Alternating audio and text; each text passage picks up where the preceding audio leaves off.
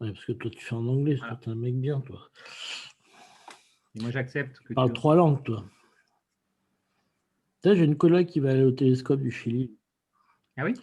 Ouais, elle va me manip là-bas, elle met des kits, je sais pas quoi, dans le télescope pour détecter je sais pas quoi. Ouais, vous arrêtez d'arriver, tout ça. Bonjour Marie, ça va? Coucou Marie.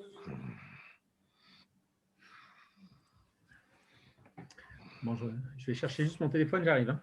Ouais, vas-y, ça arrive encore, ça arrive, ça arrive.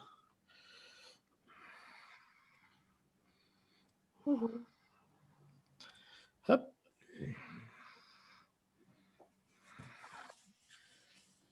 Hop. Sébastien Tricno, Pierrick Lample. Bon, sinon, les ceux de MQ, la MQ Nano, l'examen, vous n'avez pas trop galéré dessus quand même. Hein? On galère encore. Ouais, je viens de terminer. Bon, il y a quelqu'un qui a terminé et qui a réussi à tout faire, ça s'est bien passé quand même. Avec la correction, ça va. Bonjour Signe, ça va? Avec la correction, ça va, donc vous pouvez venir à l'aide de tous les autres éventuellement. Mais du coup, on a vraiment le droit à une feuille de notes pour demain? Oui, vous avez le droit à une feuille de notes, comme ça vous n'aurez pas à prendre. Non, mais jouez le jeu, recopiez pas la correction, quoi, je veux dire, jouez le jeu. D'accord. Ok. De toute façon, vous savez comment ça. Non, mais je vais pas le dire comme tout le monde entend, là, je vais pas trop causer, mais je veux dire. Voilà, quoi. Vous savez qu'on va pas. C'est l'occasion de voir c'est l'occasion pour vous de savoir ce que vous êtes capable de faire en 2 heures, juste avec des notes pour les formules, les trucs comme ça. Mais voilà, c'est plus un jeu pour vous. Prenez-le comme ça, c'est intéressant, quoi. C'est pas. Bon, on est à 35. On va peut-être commencer. Attends, pourquoi je vois plus l'orateur. Il est passé où? José, tu es là? Oui, je suis là, tu me vois? Ouais, c'est bon. Bon, allez, on est à 35, on va peut-être commencer. Le retardataire viendra. Ah bah voilà, Émeric Richard. Ah bah oui, en plus, c'est un étudiant, lui. Bon, donc on va... Encore un. Bon. Ouais, donc ceux qui sont... Enfin, juste surtout pour les étudiants, si vous pouvez connecter vos cams, c'est sympa pour qu'on se voit tous. Surtout qu'on n'a pas beaucoup l'occasion de se voir. Hein, donc peut-être qu'en février, mais vous n'êtes pas concernés. C'est que le L1 qu'on verra peut-être un peu.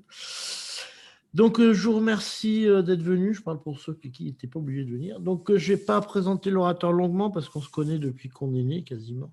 Je pense, hein, José à peu près. Oui. Donc, José enseigne la physique. Alors, je vais vous dire pourquoi je tenais à ce qu'il vienne, parce que donc il va nous parler de zététique. Et moi, je trouvais que vous aviez, en dehors de vos compétences en physique, à l'intérieur de notre cénacle, je trouvais qu'un des rôles des physiciens, c'était aussi de diffuser peut-être un peu, pas forcément de la science, mais un certain esprit scientifique dans la société, peut-être autour de votre famille, vos enfants, vos neveux, enfin des gens qui sont amenés peut-être à se poser des questions de science dans leur vie quotidienne. Et en particulier, quand on voit beaucoup de choses, que ce soit à la télé ou autour de vous, des choses qui me font parfois bondir à cause de, je dirais, une interprétation, un abord scientifique qui est vraiment pauvre. Alors, en un sens, c'est aussi peut-être de notre faute à nous, hein, je dirais, à moi, à José, et puis les enseignants qui sont là, de ne pas avoir su inculquer un esprit critique, mais je crois que José va nous montrer que c'est peut-être plus compliqué que ça.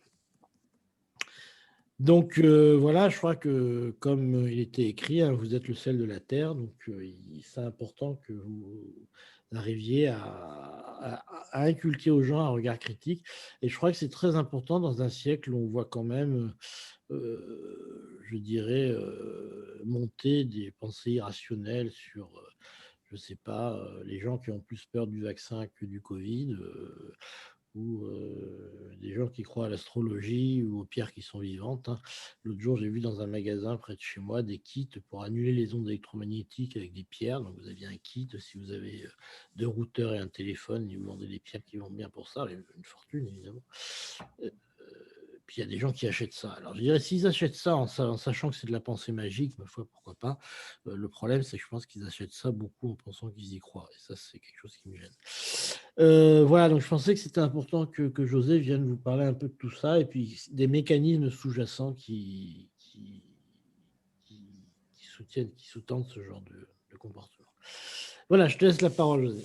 Ok, bon, bah, écoute, je te remercie beaucoup pour cette invitation.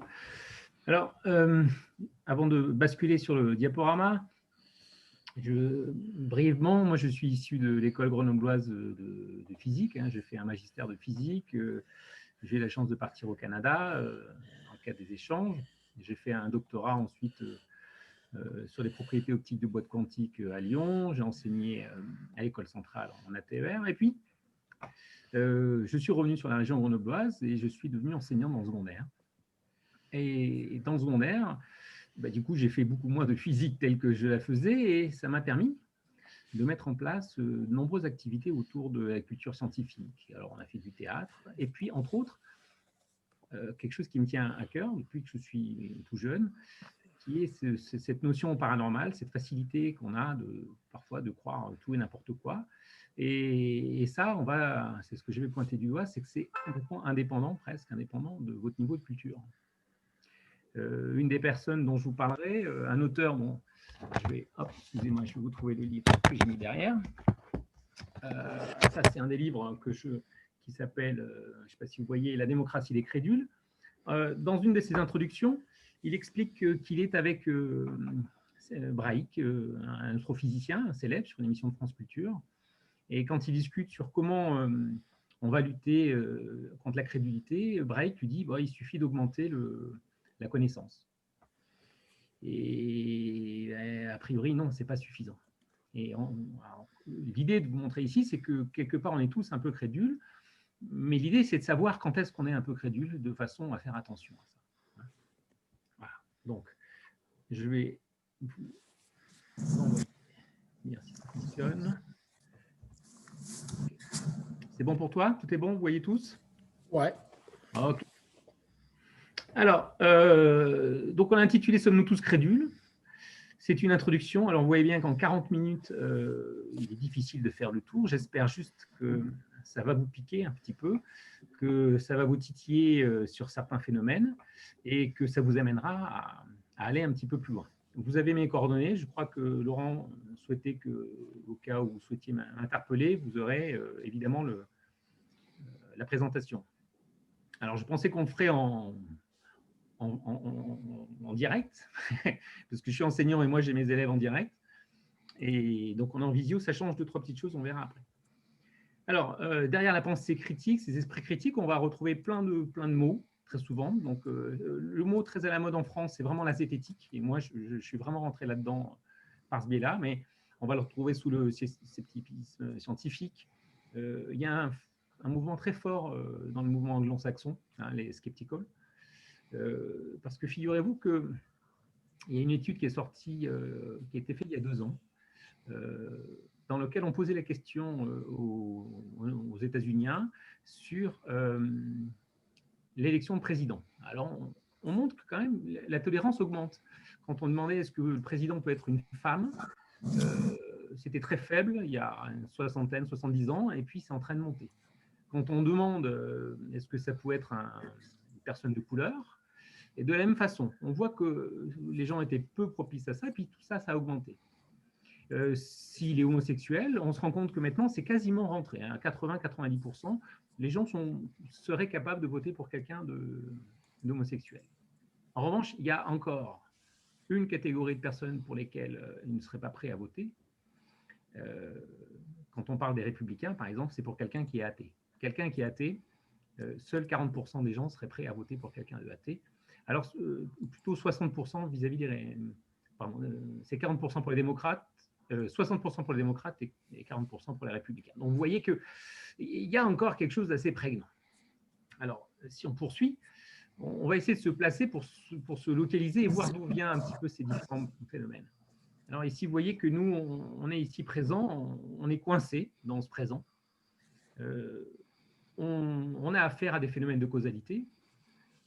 On perçoit cette notion de temps et très souvent, on hérite d'un passé de peine dans lequel nos croyances arrivent souvent c'est un héritage. Vous voyez bien que les gens qui sont dans un milieu catholique sont quasiment tous ou pratiquement catholiques. Les gens qui naissent dans un milieu musulman sont musulmans. Les gens qui sont nés dans un milieu hindou, ils sont plutôt hindous. Enfin, donc, vous voyez que ce n'est pas lié forcément à une réflexion. On va hériter de beaucoup de choses, de valeurs. Alors ensuite, comme on perçoit le futur, et je pense qu'on est un des êtres sur la planète qui a vraiment conscience du futur et entre autres de la mort, eh bien ça amène plein d'autres phénomènes. Parce que quand vous avez accès à la mort et vous avez conscience de ce que c'est que la mort, eh bien tout d'un coup va apparaître des phénomènes un peu irrationnels, qu'on va appeler irrationnels, puisqu'on cherche à comprendre. Vous voyez que dans ces phénomènes de causalité, on cherche à savoir qu'est-ce qui se passe, pourquoi est-ce qu'on est là, où est-ce qu'on va. Et quelque part, comme on se sent un peu seul au monde et qu'on est un peu le centre du monde, eh ben, si la vie s'arrête et que ça s'arrête là, franchement, on en prend un petit peu pour notre ego. Et alors tout ça va amener, dans tous les phénomènes un peu non compréhensibles, ce que j'appelle ici moi, les différentes limites. Alors vous avez les limites d'ordre culturel, ce dont on a parlé, dont on va hériter, le milieu dans lequel vous grandissez. Et vous avez aussi des limites qui dépendent du fait que spatialement ou temporellement, vous êtes limité. Les théories de Darwin, par exemple, elles sont quand même mal comprises. Pourquoi je dis qu'elles sont mal comprises? Parce qu'il y a beaucoup de gens qui pensent qu'il y a une espèce de finalité dans cette théorie et qui inverse les phénomènes liés à la causalité. Ah, c'est parce qu'elles ont le cou long, c'est parce que c'est pour aller chercher les branches qui sont... Vous voyez, on peut très rapidement basculer là-dedans, alors qu'en réalité, pas du tout, on n'y a pour rien du tout. Il s'avère que celles qui sont plus grandes peuvent se reproduire plus facilement puisqu'elles peuvent survivre plus facilement. Et puis enfin, il y a d'autres domaines qu'on appelle les biais cognitifs. Alors les biais cognitifs, elles sont classées, il y a plus de 150 biais cognitifs. Je vais en aborder un certain nombre parce que alors cela joue un rôle. Et ça, vous verrez, on tombe dans le panneau, que l'on soit cultivé, qu'on ait fait des études. Est-ce que c'est comme ça? Notre cerveau est fait comme ça. Notre cerveau, il est fait pour penser assez rapidement et agir vite. La réflexion, ce n'est pas vraiment dans notre espèce, de façon générale. Il faut agir. Alors, je vais mettre un casque. Sur ces limites cognitives, et je vais prendre quelques exemples. Hein. Voilà, commençons par des biais cognitifs qui semblent anodins. Vous connaissez très probablement ces notions d'illusion optique. Alors, est-ce qu'il y en a un qui peut intervenir et me décrire l'image qui est à gauche, ici, celle qui est jaune? Je ne sais pas, je vois, je prends le premier prénom, la Yona HL. Est-ce que vous m'entendez? Oui. Oui. Alors, est-ce que vous pouvez me décrire le schéma qui est à gauche? Les flèches. Je ne vous entends pas du tout. Il y a juste différents types de flèches avec des limites différentes. Alors excusez-moi, je n'ai pas de retour, j'ai un problème de son, j'entends très très peu votre voix. Alors problème de son, là. Ouais. Alors je vais le faire moi, je vais me mettre à la place de Yuna, hein, d'accord? Je vais jouer à... m'excuser. Vous avez ici typiquement 3 flèches, dont la tige du milieu, vous pouvez vérifier comme vous voulez, est absolument de la même longueur. Vous avez une impression, et là, il n'y a rien à faire, vous avez forcément l'impression que c'est du bas, elle est plus grande. Alors, dans cette situation, que beaucoup de gens connaissent, qui est très classique, regardons ce qui se passe à droite. Si je fais une description, je demande à quelqu'un de faire une description, j'ai demandé à mes élèves de faire la description du schéma de gauche. Qu'est-ce qu'il me décrit? Il me dit, voilà, monsieur, il y a un ciel, il y a une espèce de sol, et puis au milieu, il y a une forme un petit peu étrange. Alors, il me la décrit, un petit peu plus loin, à quoi elle ressemble. Alors voilà, j'ai une espèce de toit gris, et puis en bas, j'ai quelque chose qui est dans l'ombre blanc. OK.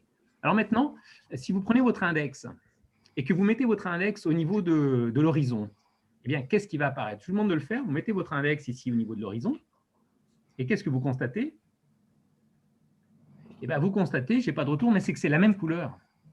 Le haut et le bas sont exactement de la même couleur. Ah, de l'horizon, d'accord. Ah oui. Vous mettez votre doigt, les couleurs sont exactement les mêmes. Pourtant, elles ne sont, enfin, vous ne pouvez pas les percevoir de la même couleur. Il y en a un qui est gris et puis l'autre qui est un blanc, mais qui est un blanc dans l'ombre. Vous aurez beau le retourner dans tous vos sens, vos yeux ne voient pas la même couleur. Mais dès que vous cachez l'interface, ils sont de la même couleur. Alors, ces biais-là sont des biais que votre cerveau utilise. Et ça, on ne peut rien faire contre ça. Alors, là, vous voyez, j'ai utilisé un petit schéma dans lequel je suis parti d'une image géométrique. Et puis, puis, je vous ai dit, il y a peut-être une incidence sur celui de droite. Vous avez peut-être cherché quelque chose de géométrique, mais ce n'était pas du tout la géométrie qui m'intéressait. C'était l'histoire de couleur. Et vous allez voir que ça, c'est un autre phénomène qu'on utilise beaucoup. C'est Je reviendrai. 3 segments sur le même longueur. Alors maintenant, poursuivons un petit peu avec les notions de chiffres. Alors, les chiffres, j'ai mis ouïouïouï parce que dans le commun des mortels, ça pose des difficultés. Alors, on ne va pas faire l'exemple premier, mais on va faire tout simplement l'exemple numéro 2. Nous avons un sac de pommes de terre. Je donne une composition massique. J'ai pris des valeurs simples, 99% d'eau et 1% de matière sèche. Voilà. Ce sac contient 100 kg, donc 99% d'eau, donc 99 kg d'eau et 1 kg de matière sèche. Alors, si on laisse un petit peu, pendant un certain temps, perdre de l'eau, de façon à ce que la composition passe à 98% en eau, pommes de terre. La question est, combien pèse le sac?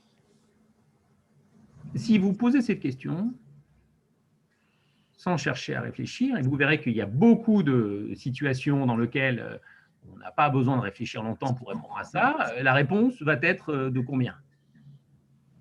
Il y en a un qui peut m'écrire ou me donner la réponse. Allez, 99 kilos. Ça Voilà, réfléchit on pas. sent qu'on va perdre un petit peu. 50 à peu près. La réponse, c'est que le sac va peser 50 kg.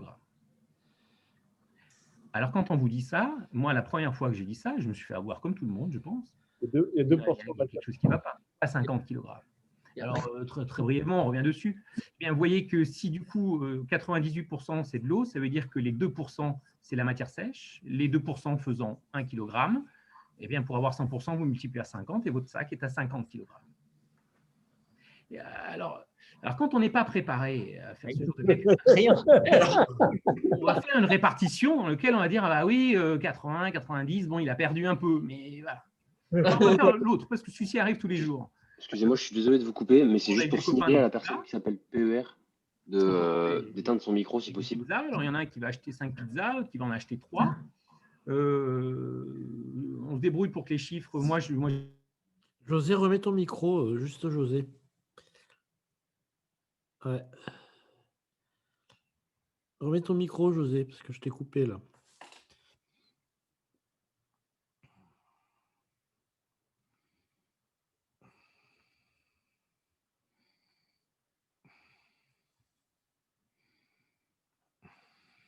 Pardon, là, c'est bon? J'ai récupéré? Bon. Ouais, pardon. Prenons ici le cas des pizzas. Je disais, on fait une soirée, on aura un match. Il y en a un qui amène 5 pizzas, l'autre 3 pizzas. Vous avez 8 € et vous devez rembourser pour répartir. Bon, quand je pose la question à mes élèves, et pas qu'à mes élèves, c'est ce que je pense que je fais régulièrement dans ces situations-là. Comment je les rembourse? Je donne 5 € à l'un et je donne 3 € à l'autre. D'accord? C'est en proportion de ce qu'ils ont amené. Mais non. Si vous faites le calcul, si chacun apporte 8 €, je vous passerai les calculs, vous revenez. Il y a 8 pizzas. Au total, on donne 24. Hein. Donc, chacun doit contribuer à hauteur de 8 €. Donc, Jean qui apporte 3 pizzas, qui a payé 9 €, je dois lui donner 1 €. Alors qu'Éric, je dois lui donner 7 €. Donc, dans ces répartitions-là, si on veut une répartition juste, je devrais donner 7 € à Éric et un seul euro à Jean. Or, vous voyez que, en tout cas, dans ma situation, et pourtant j'ai fait des études et tout ce qu'il en est, si je fais ça assez rapidement, non. On appelle ça le biais de la division. C'est-à-dire qu'on a tendance parfois à séparer la situation, mais parce que c'est beaucoup plus simple et c'est tout à fait normal. Alors, on abordera, je ne sais pas si on aura beaucoup de temps, mais quand on a un problème comme ça, comment est-ce qu'on fait pour apporter la meilleure réponse? Est-ce qu'une réflexion en groupe permet d'apporter une meilleure réponse? Alors, parfois, oui. De façon générale, c'est assez souvent vrai. Et néanmoins, on verra qu'il y a ce qu'on appelle la convergence prédictive de l'erreur.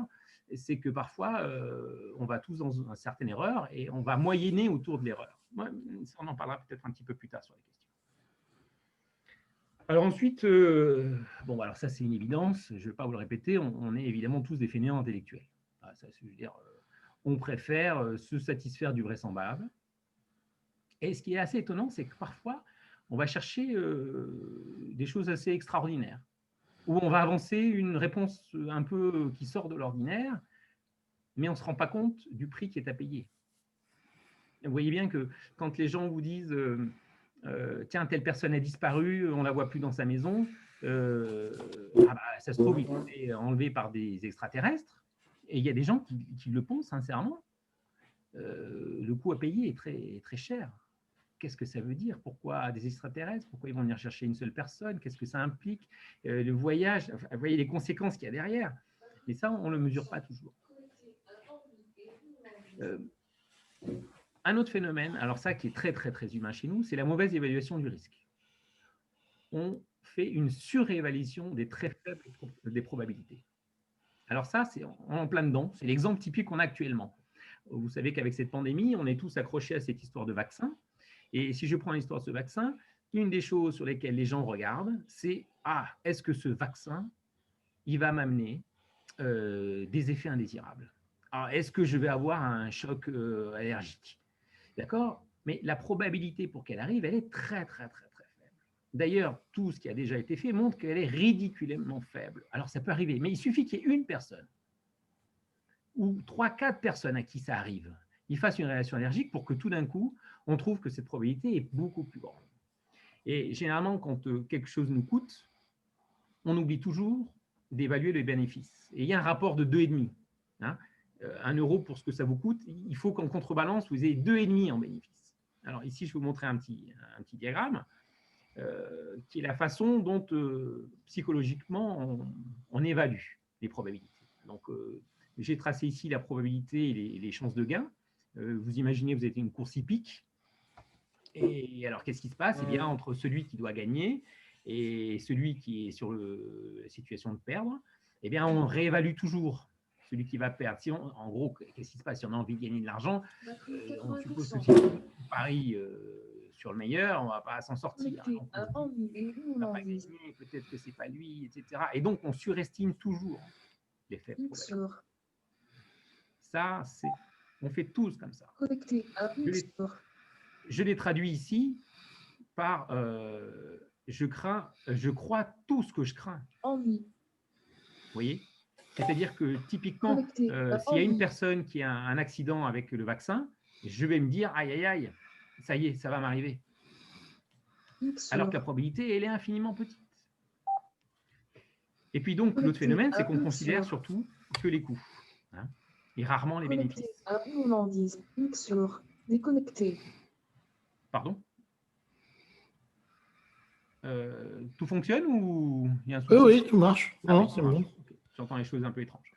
Alors, et donc, comme on considère que les coûts, on ne regarde pas les bénéfices, dans le cadre du vaccin, vous voyez qu'on se tourne et on regarde, et les journalistes, est-ce qu'il y a eu des réactions allergiques? Qu'est-ce qui se passe? Et quand vous discutez autour de vous, vous voyez qu'on regarde surtout les coûts, pas les bénéfices. Alors, je vais vous demander un petit exemple, alors un petit exercice, c'est pareil, j'aurais voulu peut-être une interaction, je ne sais pas si quelqu'un peut le faire, si j'arrive à vous entendre. Je vous propose la chose suivante. On va essayer d'estimer le pourcentage de chance pour que l'année prochaine, alors j'ai pris du football, c'est peut-être plus simple, hein, qui pourrait être champion de France. D'accord ? Donc, j'ai choisi 5 PSG, Marseille, Lyon, Lille, Rennes. Bon, voilà, hein. Et alors, est-ce qu'il y en a un, alors il faudrait que j'arrive à vous entendre, qui pourrait me donner comme ça à peu près quels sont les pourcentages de chance pour que, par exemple, le PSG soit champion l'année prochaine? Est-ce qu'il y en a un qui peut me dire? 20%. 20%. Ah oui, mais ça. Je connais rien, ça sera un cheval à toi. Alors, je vais prendre si tu veux, je vais prendre un élève ici. Est-ce qu'il y a un élève qui pourrait me donner une valeur? Mettez 70. Ouais. Alors, tout de suite, ça. Alors, pas parce qu'ils ont plein d'argent qu'ils vont gagner. Hein. Excuse-moi, je reviens. Il s'est passé hop. Donc, 70. Très bien. Pour Marseille, combien à peu près pour Marseille? Alors, sans commentaire, on va juste écouter et moi, je me fais avoir pareil. Pardon? Non, c'est mon ordinateur qui cause, j'essaie de le faire taire. Oui. Donc, on a dit 70 pour le PSG. Pour Marseille, combien? 15, j'en ai aucune. 15? Elle s'associe à notre appareil. D'accord, donc je vais marquer 70, 15. Lyon, combien? Je dirais peut-être 7%. 7%. Ok, pour Lille? Donc là, il reste combien? Il reste à peu près On est à peu près à 25, je dirais à peu près peut-être 2%, 2 et 2. 2%, ok. Et puis enfin pour Rennes 2 aussi. Alors, je sais Mais pas, il je faudrait crois faire que le calcul et voir ce qu'on obtient à la fin. Oui, je pense qu'il doit rester 2%. Ouais, d'accord. Quand vous posez cette question-là, moi, quand je pose cette question à mes élèves, la réponse sont celles-ci. Ouais, le PSG, il a 80% de chance. Marseille, il a 50% de chance. Lyon est pas mal actuellement. Allez, va, il a 80. Lille, il est un petit peu derrière, mais il a 70. Et puis Rennes, il est peut-être à 50. Ils vous répondent ça?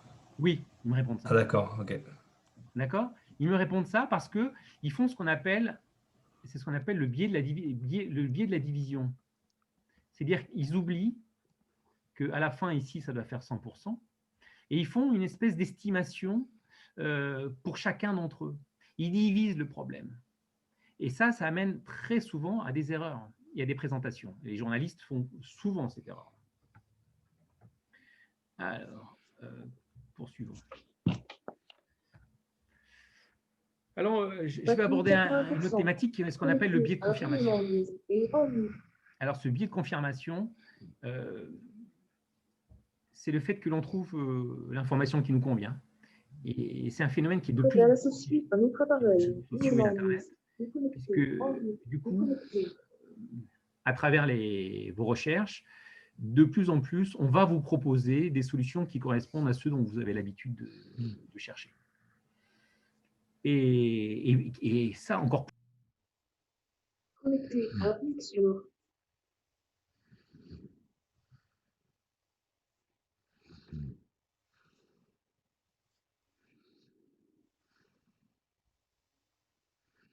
Mixure.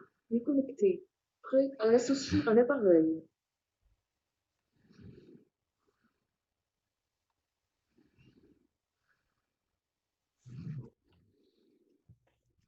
C'est celle qui vont aller dans ce sens-là. Et ça va venir augmenter vos convictions radicales. Et petit à petit, vous allez vous enfermer dans des groupes. Il suffit de commencer à regarder, à aller sur des groupes un petit peu polémiques, et vous allez vite voir comment vous allez vous faire enfermer. Connecté à Mixure. C'est que vont apparaître après ce qu'on appelle un millefeuille argumentatif. Vous allez avoir des raisons, 1000 raisons, qui parfois elles-mêmes sont contradictoires, mais ce n'est pas grave. Le but, ce n'est pas qu'elles soient cohérentes. Le but, c'est qu'il y en ait de plus en plus. Et là, tout d'un coup, eh bien, pour vous sortir de là, c'est très, très, très difficile. Et ça, je répète encore, c'est complètement indépendant de votre niveau d'études. C'est ça qui est terrible. Voire même, à un moment, plus vous êtes instruit et plus facilement vous pouvez rentrer là-dedans. Alors, on verra un petit peu à la fin comment on peut essayer de sortir et surtout comment on peut discuter de tout ça. Alors, je vais vous proposer quelques affirmations. Alors, la première, c'est les femmes très diplômées sont le plus souvent avec des hommes moins diplômés qu'elles. Voilà une affirmation. Alors, si je dis ça dans un groupement avec des femmes, est-ce que mon propos est sexiste, voire super sexiste? Non. Et ni sexiste, ni super sexiste. Veuillez écouter maintenant quelques messages personnels. L'éléphant est cassé d'une défense. Bon. Alors, pourquoi c'est ni sexiste, ni super sexiste? C'est que la proportion de femmes très diplômées, ou de façon générale, la proportion des gens très diplômés dans la société est très très faible. Elle est infime. Et donc, la probabilité pour qu'une femme très diplômée se marie avec des gens moins diplômés, elle est beaucoup plus grande. Ça, c'est ce qu'on appelle un effet de tri. Hein. Et donc, on pourrait tenir des propos comme ça et se dire, attends, qu'est-ce qu'il raconte? Non, il faudra tenir compte de ces nombres-là et des proportions. Alors, on va voir d'autres petites choses, ce qu'on appelle les biais de négligence de régression vers la moyenne. Ce mot un peu étrange, qu'est-ce qu'il veut dire? Il veut dire que quand vous êtes sportif aux États-Unis et vous êtes élu sportif de l'année, eh bien, très souvent, on vous dit que ça porte malheur. Ah, tu as été élu sportif de l'année, oh là là, ça porte malheur. C'est une croyance. Alors, ça repose sur quoi, cette histoire? Ça repose sur le fait que quand on est le sportif de l'année, c'est qu'on a fait quand même une année extraordinaire. On a été au-delà de ce qu'on pouvait, au-delà d'une espèce de moyenne, même si c'est déjà des athlètes qui sont au-dessus de la moyenne. Et qu'il est très difficile de refaire les mêmes. Vous voyez, c'est comme quand vous avez été champion du monde, etc. Vous avez des journalistes qui disent, oui, voilà, là, vous avez fait deuxième, alors oui, c'est décevant. Mais oui, enfin, être toujours premier, c'est très, très difficile. Prenons un autre cas. Il y a une étude qui était faite entre un sociologue et un astrologue. Alors, l'astrologue, ils ont fait une étude et la question, c'était de savoir si les lions étaient des personnes extraverties. Alors, ils ont regroupé une centaine de personnes et ils ont constaté, à l'issue de l'étude, que les lions, effectivement, sont extravertis. C'est exact. La question, c'est est-ce que c'est parce qu'ils sont lions qu'ils sont extravertis? Si vous croyez en l'astrologie, eh bien, ces gens-là vous disent oui, les lions sont extravertis. Maintenant, si vous refaites exactement la même expérience, ils ont fait la même expérience, mais cette fois-ci avec des gens qui ne sont absolument pas sensibles à l'astrologie, eh bien là, il n'y avait rien qui ressortait. Pourquoi? Parce que là, il se passe un phénomène étrange qu'on appelle les prophéties autoréalisatrices, que nous, on retrouve aussi dans l'éducation, qui est que parfois, on va aller se conformer vers des prophéties qu'on va vous donner. Ah oui, mais toi, tu es lion. Ah oui, tu dois être extraverti. Ah oui, toi, tu es lion. Ah, tu dois être extraverti. Et si déjà vous êtes sensible à ça, ben, finalement, ça va s'autoréaliser. Il en est de même avec les étudiants. Si vous traitez aux étudiants de nuls, il y a des grandes chances qu'ils finissent par être nuls. Ou en partie, évidemment. D'accord? Alors maintenant, parmi les effets, je ne peux évidemment pas traiter tous les effets, mais je voulais en prendre quelques-uns pour vous... Voilà, pour qu'il y ait un petit peu... Alors, l'effet cigogne, on va le garder un petit peu pour après. Après, l'effet boule de neige. Alors, cet effet boule de neige, ça nous arrive à tous. C'est le fait de... Parfois, on ne vérifie pas nos sources, on ne vérifie pas ce qu'on nous dit. Mais parce qu'on est fainéant, ou parce que parfois, c'est quelqu'un en qui on a confiance. Et donc, évidemment, comme on ne peut pas tout vérifier, ça prendrait trop de temps, notre cerveau n'est pas fait pour ça et on n'a pas la disponibilité, on est bien obligé de faire confiance à d'autres personnes. Et donc, on va être amené parfois à colporter des choses, voire même à modifier. Et il s'avère que, je vous raconterai peut-être un petit peu après comment moi je suis venu là-dedans, mais j'ai pratiqué beaucoup de magie. Vous verrez que beaucoup de gens dans le monde de zététique sont très sensibles à la magie, enfin à la prestidigitation. Et je me rappelle comment, après avoir fait des tours de magie, des copains l'ont raconté à d'autres. Alors, c'était devenu, waouh, j'étais champion du monde, quoi. Vraiment encore au-dessus. L'effet paillasson.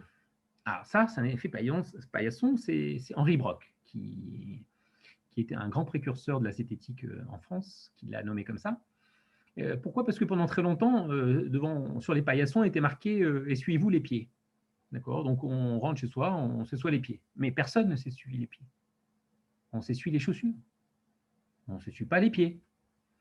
Et alors, cet effet-là, il est très important parce il apparaît beaucoup. Par exemple, une fois, il y a quelqu'un, un magnétiseur, je me rappelle, je crois, qui était venu se faire tester au laboratoire zététique. Donc, il avait fait les tests, etc. Bon, non, ça n'avait pas marché, mais lui, ce qu'il voulait, c'était son certificat.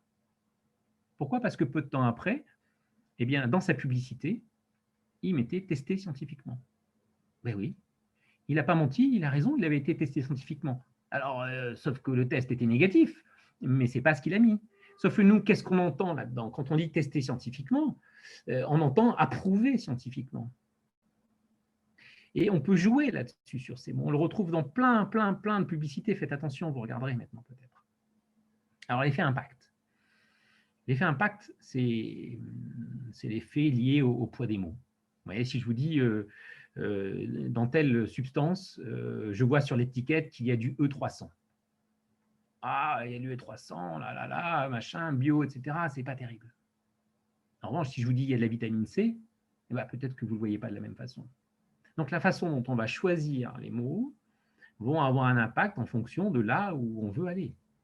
La modification en politique du langage que l'on va utiliser, qui est souvent tourné vers un langage positif, est très, très difficile à contrer, puisque le langage est toujours positif. Je vous mettrai, il y a des exemples. Hein. Donc, tout ça, c'est cliquable. Il y a des liens, il y a des exemples. Vous pourrez aller voir. L'effet puits ou Barnum. Alors ça, c'est le puits, c'est l'effet lié à l'imprécision. Évidemment, si je vous dis que vous êtes des étudiants, vous avez dû probablement fournir beaucoup d'efforts, vous aimez le travail bien fait, bon, même si parfois vous êtes un petit peu fainéant, vous préférez vaguer à d'autres occupations, néanmoins vous êtes responsable. Hein, Et puis, généralement, vous êtes cartésien, ça n'empêche pas que parfois, vous fassiez confiance à vos intuitions. Bon, bah, vous voyez que tout le monde se retrouve là-dedans. Et c'est typiquement ces effets qu'on utilise et qu'on retrouve dans l'astrologie et de phénomènes un peu similaires. Alors maintenant, je vais revenir sur l'effet cigogne. Si vous vous rappelez bien du premier graphique, nous sommes formatés depuis notre naissance à des phénomènes de causalité dans l'évolution du temps. C'est la causalité. La physique, heureusement, fonctionne là-dessus. Mais parfois, on confond ce qu'on appelle la causalité avec la corrélation. Alors, je vais vous donner un petit exemple. Voilà, ici. Film cochon. La corrélation dans cette situation, elle est excellente, 0,974. Alors, c'est la relation qu'il y a entre les porcs abattus dans les élevages allemands en millions et la production de films documentaires. Et la corrélation est vraiment très très bonne. Alors, est-ce que ça signifie qu'il y a un lien entre les deux? Ben non, pas forcément. Néanmoins, quand on va avoir des effets comme celui-ci, on va penser qu'il y a un lien. Dans un des livres de Richard Feynman, j'espère que vous avez lu en physique, j'espère que vous avez lu ses livres, eh bien, il a écrit d'autres livres, entre autres, voulez-vous rire, monsieur Feynman, dans lesquels il décrit une situation où sur les îles du Pacifique, une peuplade, de temps en temps, donc là on est dans les années 60, 55, 60, vont sur une piste et ils vont agiter les bras. Et donc ils se mettent sur la piste, ils agitent les bras, et bon, il ne se passe rien de particulier. Alors quand on questionne ces gens, pourquoi est-ce que vous agitez vos bras sur la piste d'atterrissage? Eh bien, ils nous répondent que pendant la Deuxième Guerre mondiale, ces pistes-là d'atterrissage, il y avait une personne qui se mettait, qui mettait un casque, qui agitait ses bras, et tout d'un coup, derrière, il y avait des avions qui arrivaient. Et, ben oui. Et donc, le lien commence comme ça. Ah bah oui, donc si je vais sur la piste et j'agite les bras, eh bien, un avion va arriver. Et là, vous voyez qu'on peut commencer à rentrer dans des phénomènes de superstition très étranges. Ah oui, le jour où j'ai gagné ce match-là, j'avais tel slip. Alors ça, c'est les sportifs qui vous disent ça. Mais nous, on peut faire la même chose. Le jour où voilà, j'avais mis telle chose, si j'ai touché la porte avant de rentrer, je peux gagner. Si les phénomènes fétiches arrivent, parce qu'on confond la corrélation et la causalité. Mais parfois, c'est très difficile. Je vais vous en montrer d'autres. Alors voilà, ici, c'est assez rigolo. Voici une très belle corrélation. L'importation de pétrole brut norvégien par les États-Unis avec le nombre de conducteurs tués par une collision de train.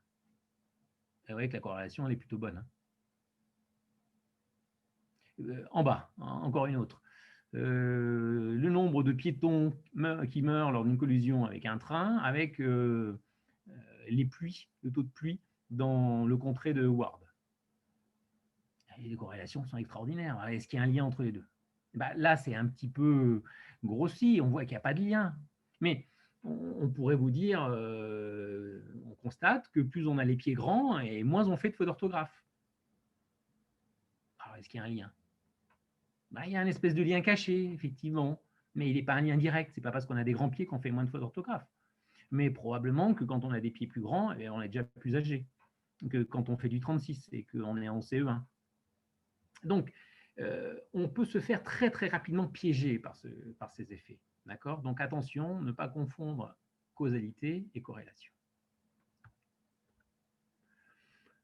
Je vais faire un tout petit point sur les graphiques, parce que c'est des choses qu'on retrouve très souvent dans la presse. Je pense que vous ne faites pas trop avoir, mais enfin, on ne sait jamais quand même. En tout cas, nous, des fois, c'est des graphiques qu'on nous montre en début d'année, des fois en début d'année scolaire, on regarde les taux de réussite. Donc, vous voyez ici la situation dans laquelle c'était explosion du nombre d'agressions, et ça allait avec le titre d'un journal. Voilà. Explosion du nombre d'agressions. Ouais, oui, mais sauf que si on le ramène à partir de 0, il y a une progression, oui, mais là, c'est une légère progression du nombre d'agressions. Je vais vous montrer celui-ci. J'espère que tout le monde voit. Ça, c'est des choses que nous, on utilise dans le secondaire. Ce qu'on appelle les toiles d'araignée, de façon à avoir un profil. Excusez-moi, moi, je ne le vois pas. Vous ne les voyez pas?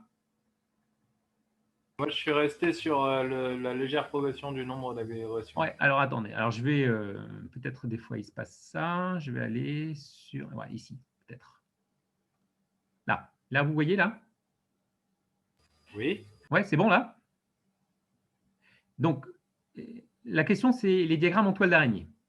Dans les conseils de classe, on utilise ça. Donc, voici 3 exemples de profils. Voilà, vous avez trois élèves là, avec des profils. Alors, tu peux mettre en plein écran, José? Alors, est-ce que je peux mettre en plein... Attends, je vais voir si je peux mettre en plein écran. Celui-ci...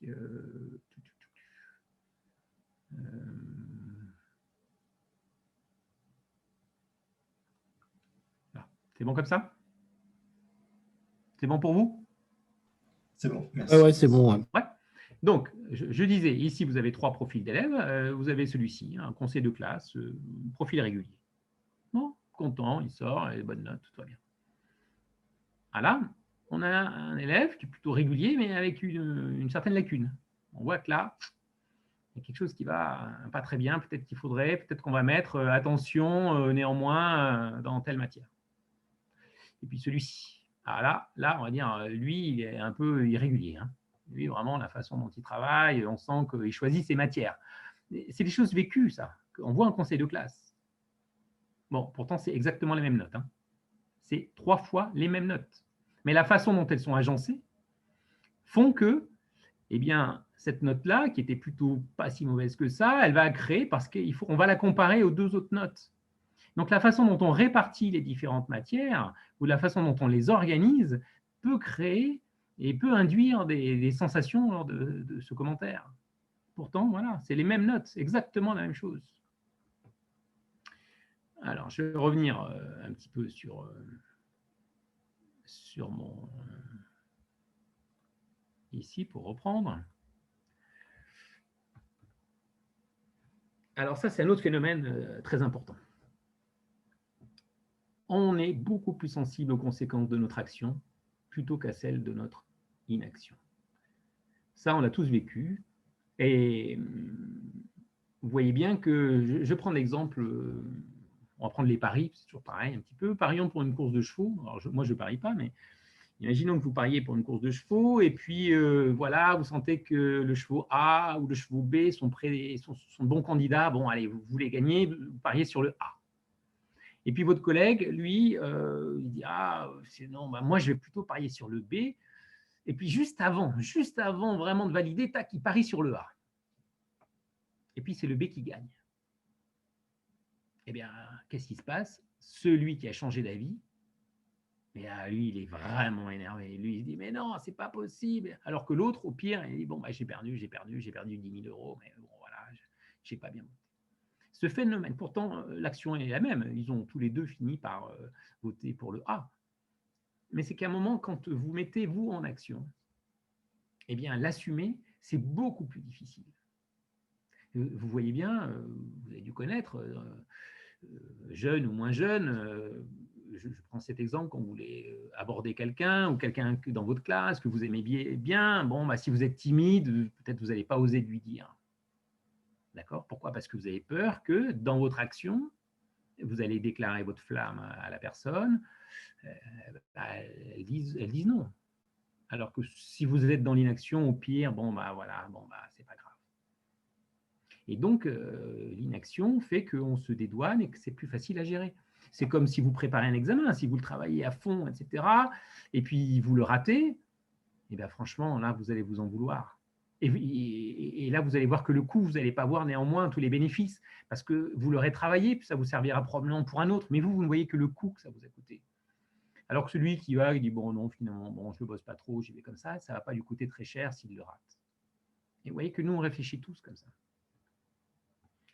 Alors, pour poursuivre, je vais vous donner quelques autres exemples qui sont assez sympathiques, un peu rigolos. C'est ce qu'on appelle le phénomène de pareidolie.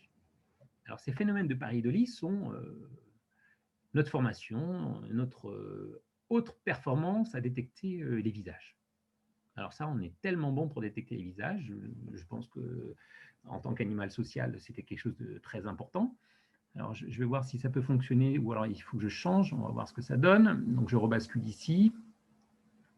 Donc là, vous ne voyez pas, je suppose. Vous êtes resté sur le même, c'est ça?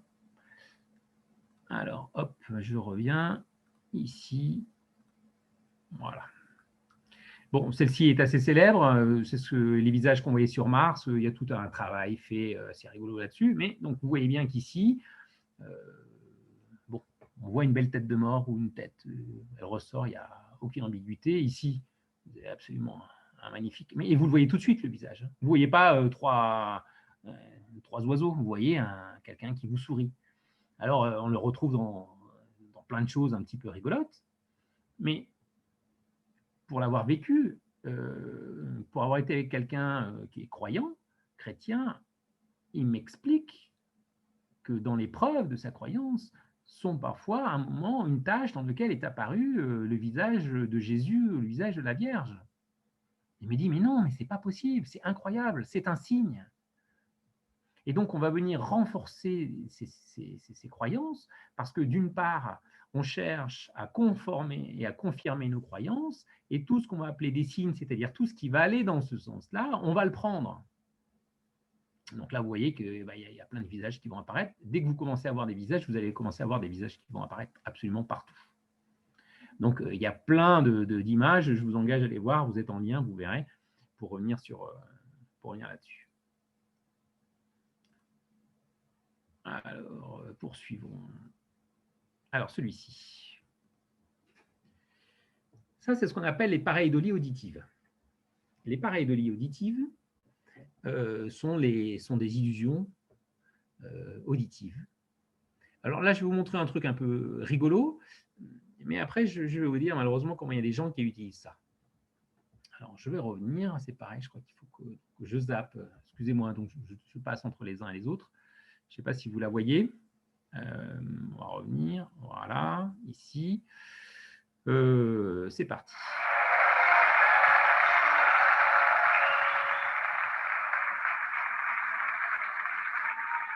Par un bel après-midi d'été, je faisais la sieste au bord de la piscine en plein soleil en écoutant de la musique lorsque j'étais victime d'hallucinations auditives. C'était comme si mon iPod avait été envahi par d'étranges créatures. Il y avait Elton John qui disait « ça sent le WC ».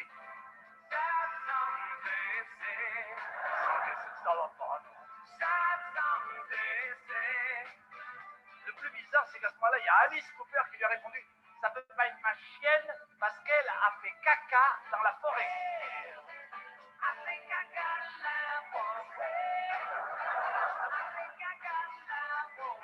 Pendant ce temps, les autres étaient en train de préparer le pique-nique. Il n'y avait que de l'eau à boire. Et Sting a reconnu que c'était sa faute.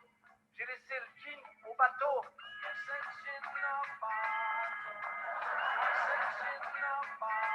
Ce pauvre Sting, à qui les autres reprochaient de s'être taillé un morceau de pizza beaucoup trop gros, se défendait comme il pouvait. Ben, mon Opinel a dû mal couper.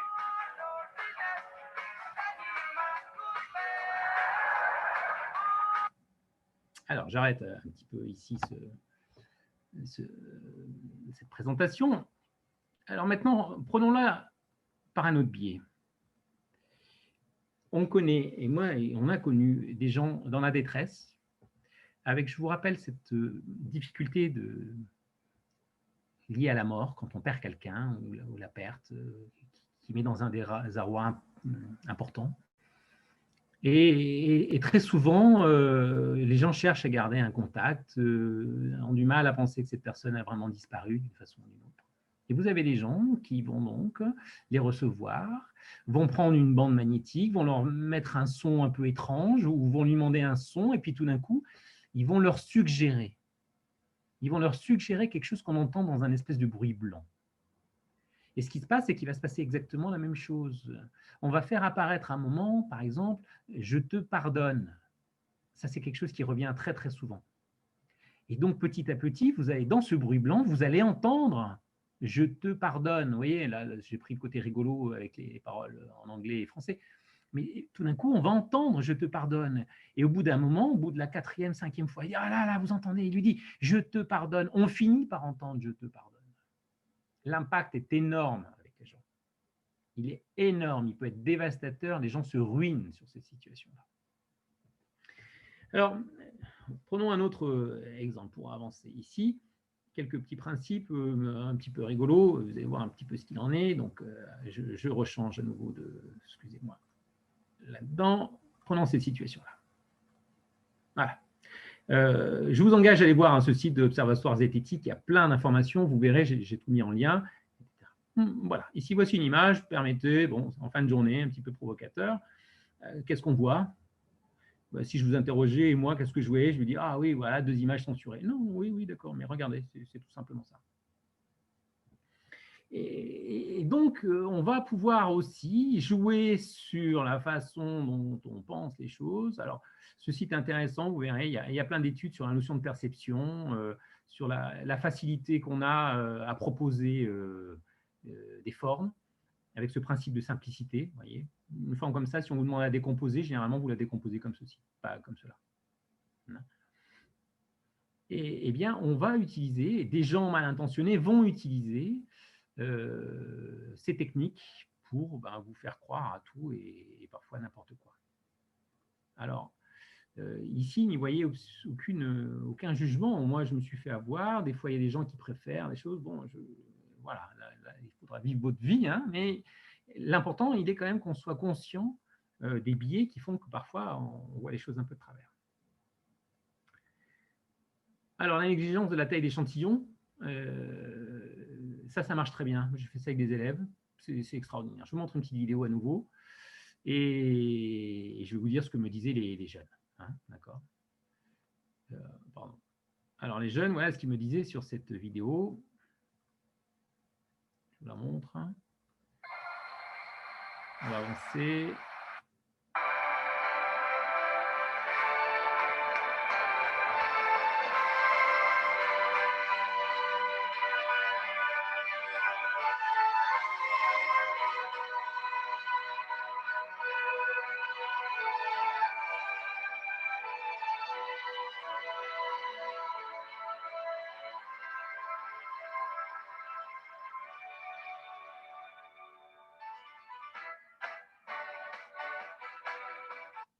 Bon, vous avez compris un petit peu l'idée. L'idée, c'est que les élèves, quand je leur montre ça, eh ben, ils me disent tous « Oh, ils sont trop forts !» Mais franchement, ils sont trop forts. Alors, il y a plein de choses qui existent, avec le basket, des paniers assez incroyables, etc. Eh bien, on réalise des expériences avec eux. Et là, il y a une erreur qu'on fait beaucoup, c'est le tri des données.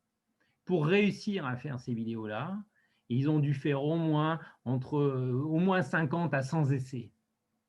Et ils ont gardé que celui qui fonctionnait.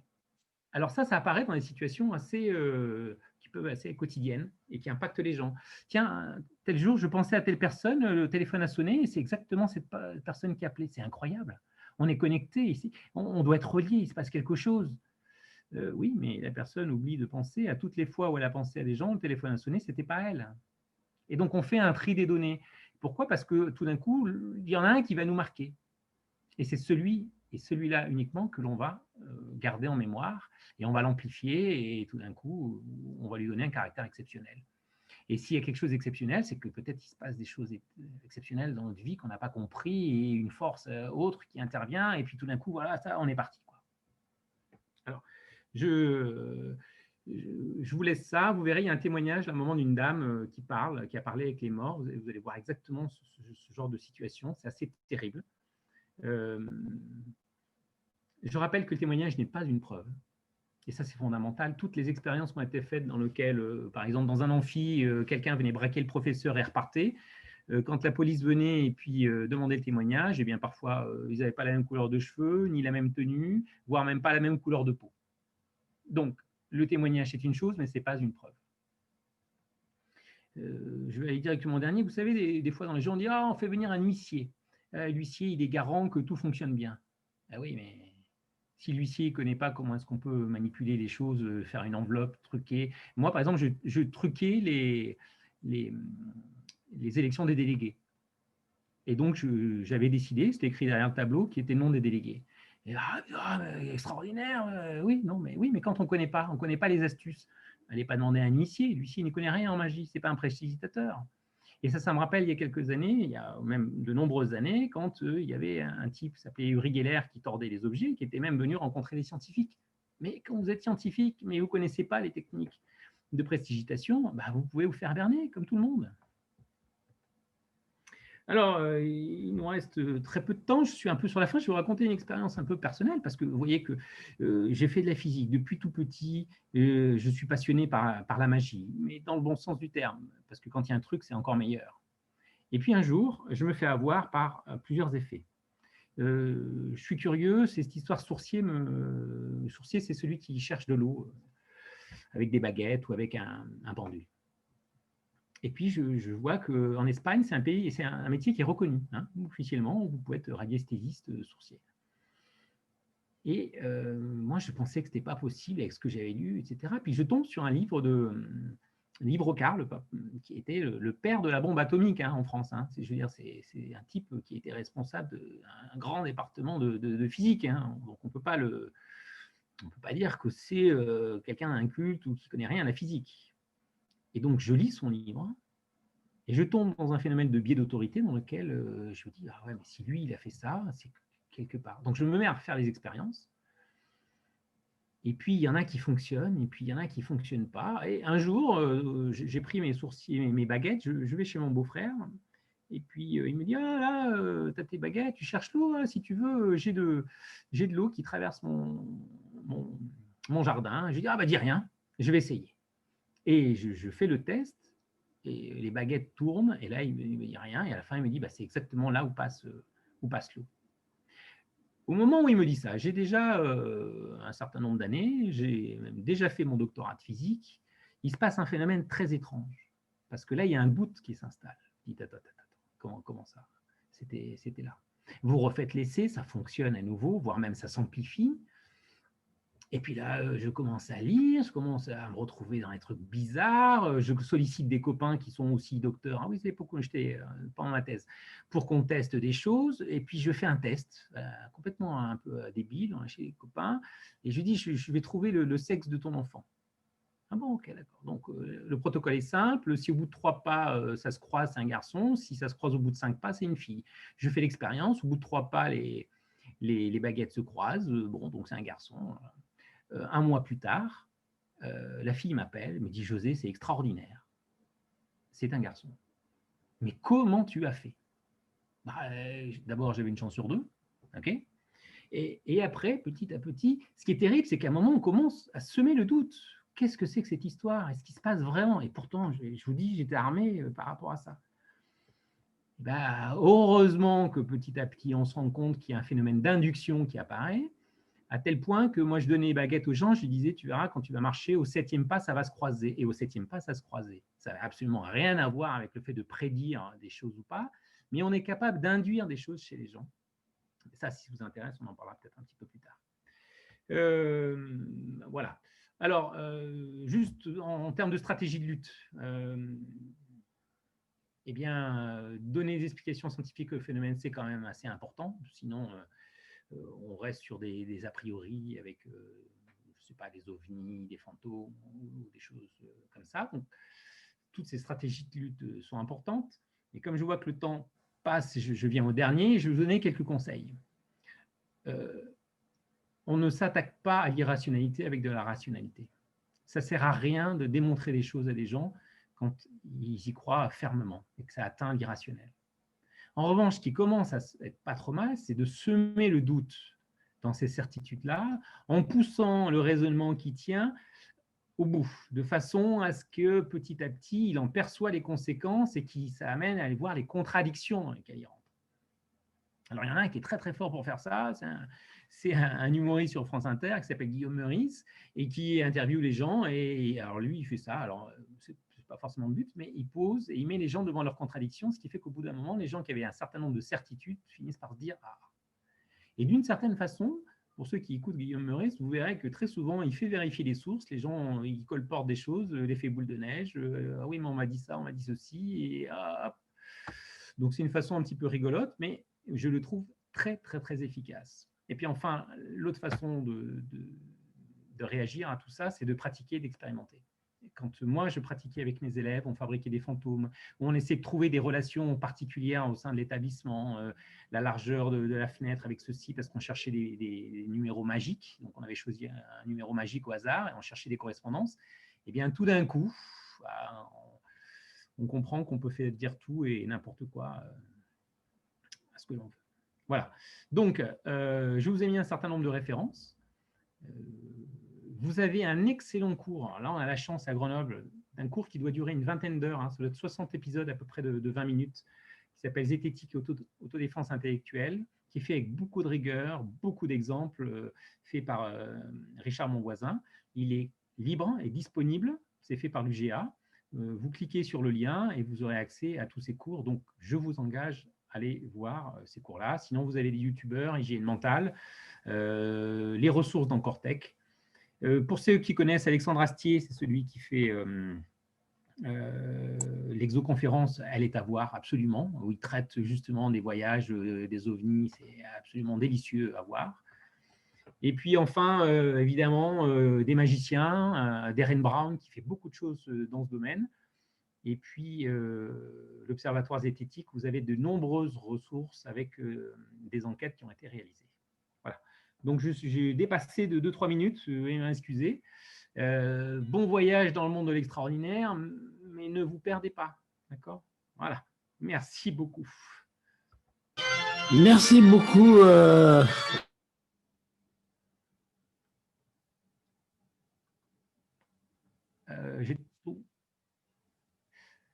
Laurent, je crois que ton micro est fermé. Ton micro est fermé, Laurent. Je ne t'entends pas.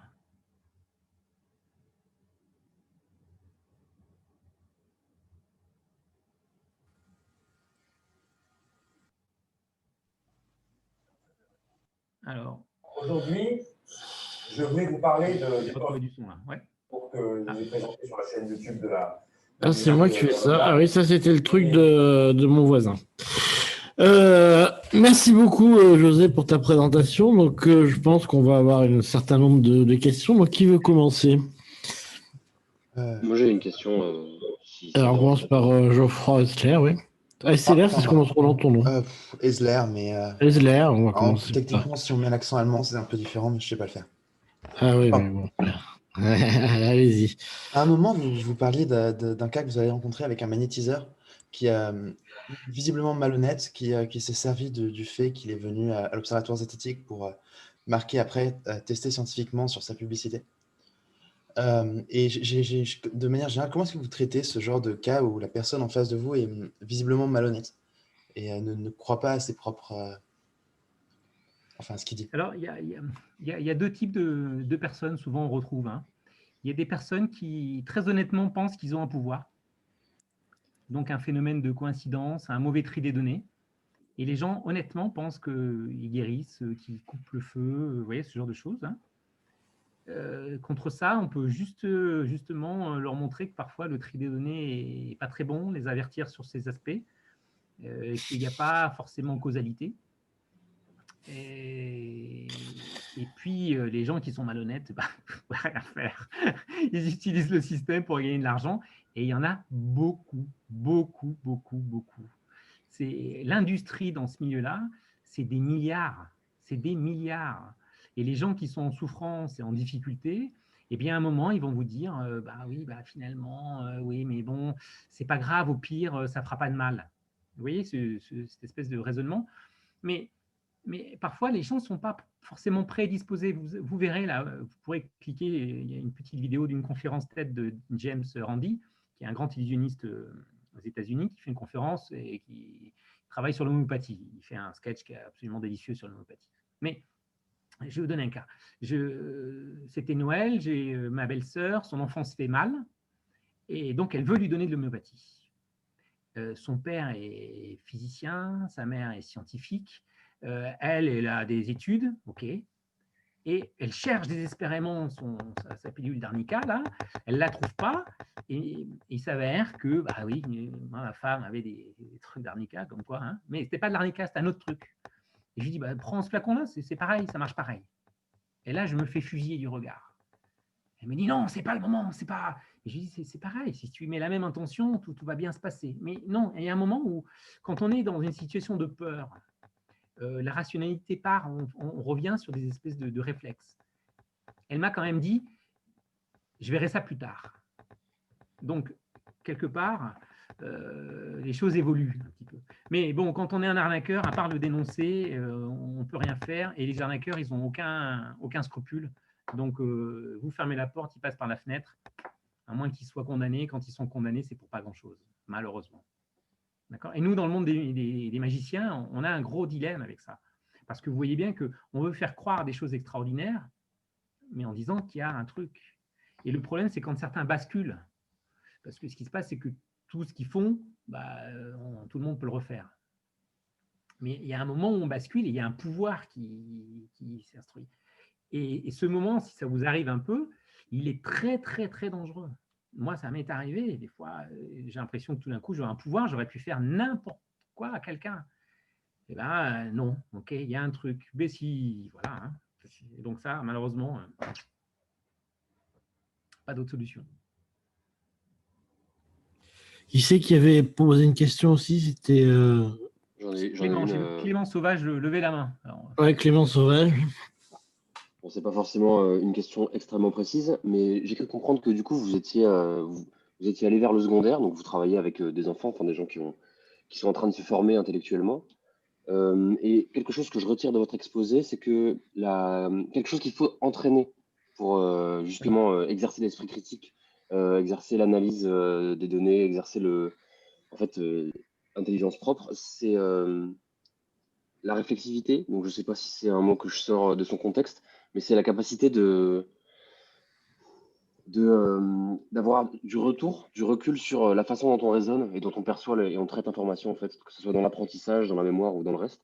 Est-ce que c'est quelque chose que vous essayez de développer avec les enfants au contact desquels vous êtes ou pas? Alors, donc, moi maintenant j'enseigne en terminale, hein, pour te donner une idée, mais j'ai animé beaucoup ces ateliers au collège. Et c'est un âge dans lequel effectivement on est très sensible à l'émotion.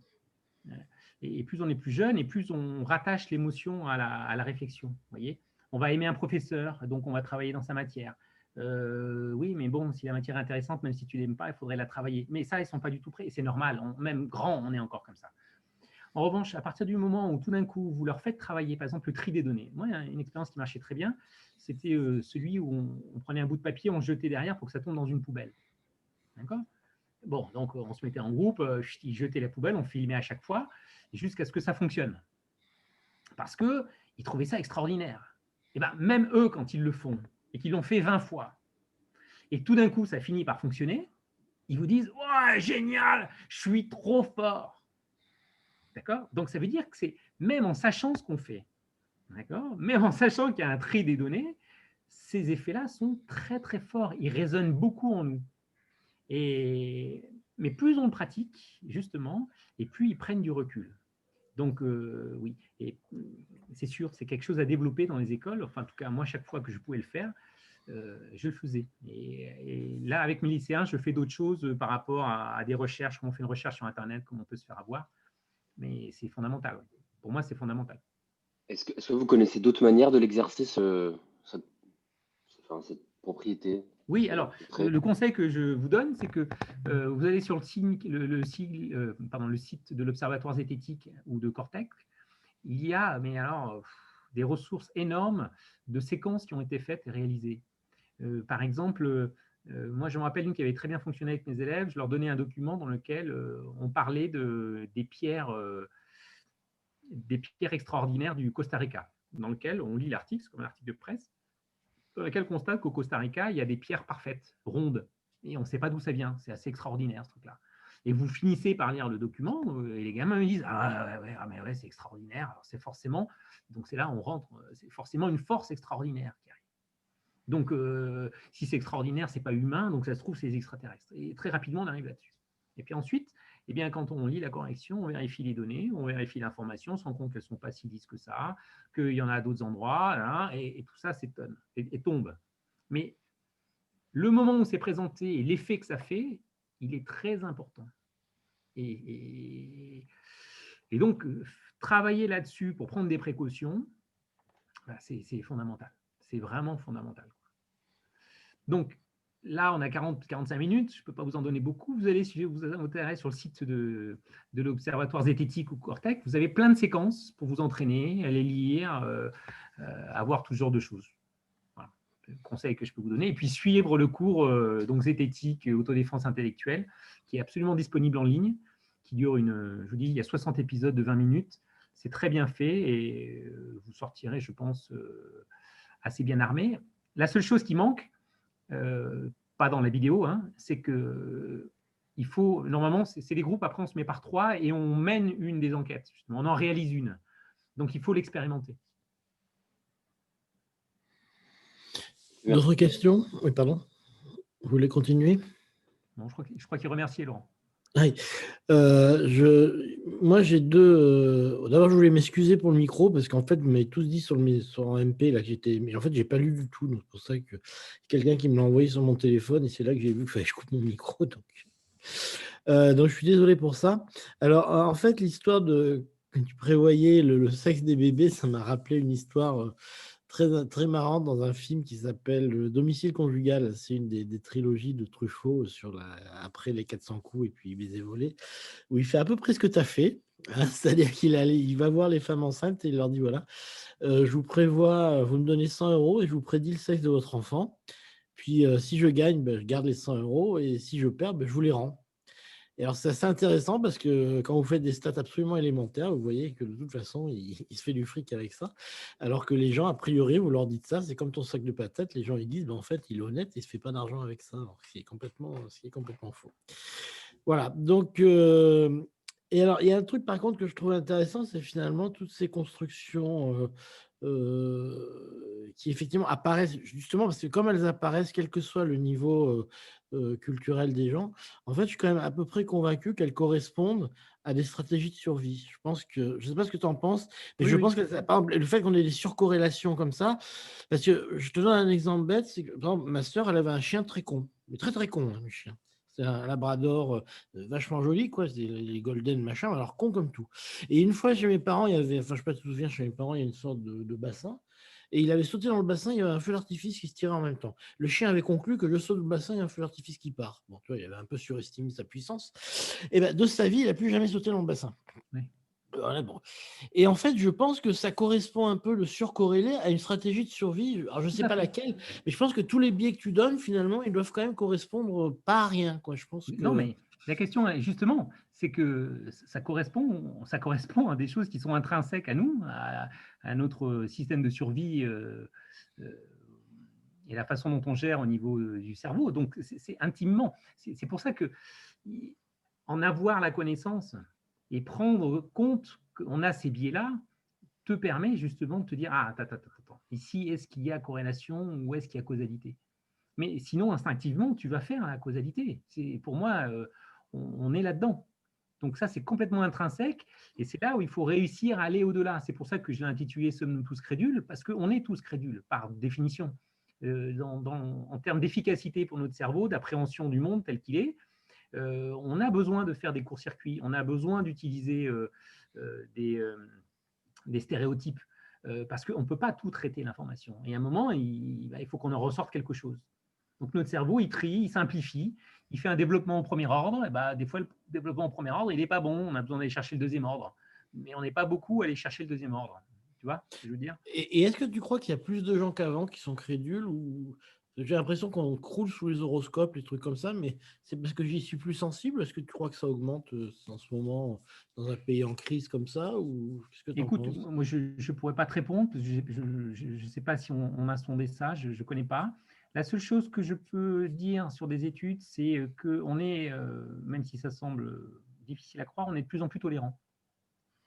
Et ce qui ressort, comme beaucoup, c'est que on voit surtout les extrêmes, parce que c'est ceux qui s'agitent d'une certaine façon, qui vont porter haut leur parole, alors que les gens modérés, on va dire, si tu veux, ceux qui sont tolérants ne vont pas prendre part au discours, donc tu ne les vois pas. Et à nouveau, c'est un espèce de tri des données. C'est-à-dire que si tu demandais à tout le monde de donner leur avis, tu verrais que c'est complètement minoritaire. Et il y a de moins en moins, par exemple, il y a de moins en moins de gens croyants. Mais comme ceux que tu vois, c'est un peu les derniers qui doivent survivre, donc qui sont d'autant plus radicaux et virulents, eh bien eux, tu les vois. Donc tu as l'impression que comme ils occupent l'espace public, tu ne vois qu'eux. Donc tu as l'impression que les choses se montent en bataille. Et c'est à nouveau un problème de tri des données. On n'a pas toutes les informations. Les statistiques montrent quand même qu'on est de plus en plus tolérant. Tu vois. Quand même, dans le monde, on est de plus en plus tolérant. D'accord. Donc peut-être que, justement... mais le difficulté, tu sais, il est... et là, c'est sur le phénomène un peu des mots d'impact, c'est que les gens, ils n'aiment pas qu'on leur dise, qu'on les oblige ou qu'on dise non, etc. Et à un moment, ils ont envie de vivre leur vie, quoi.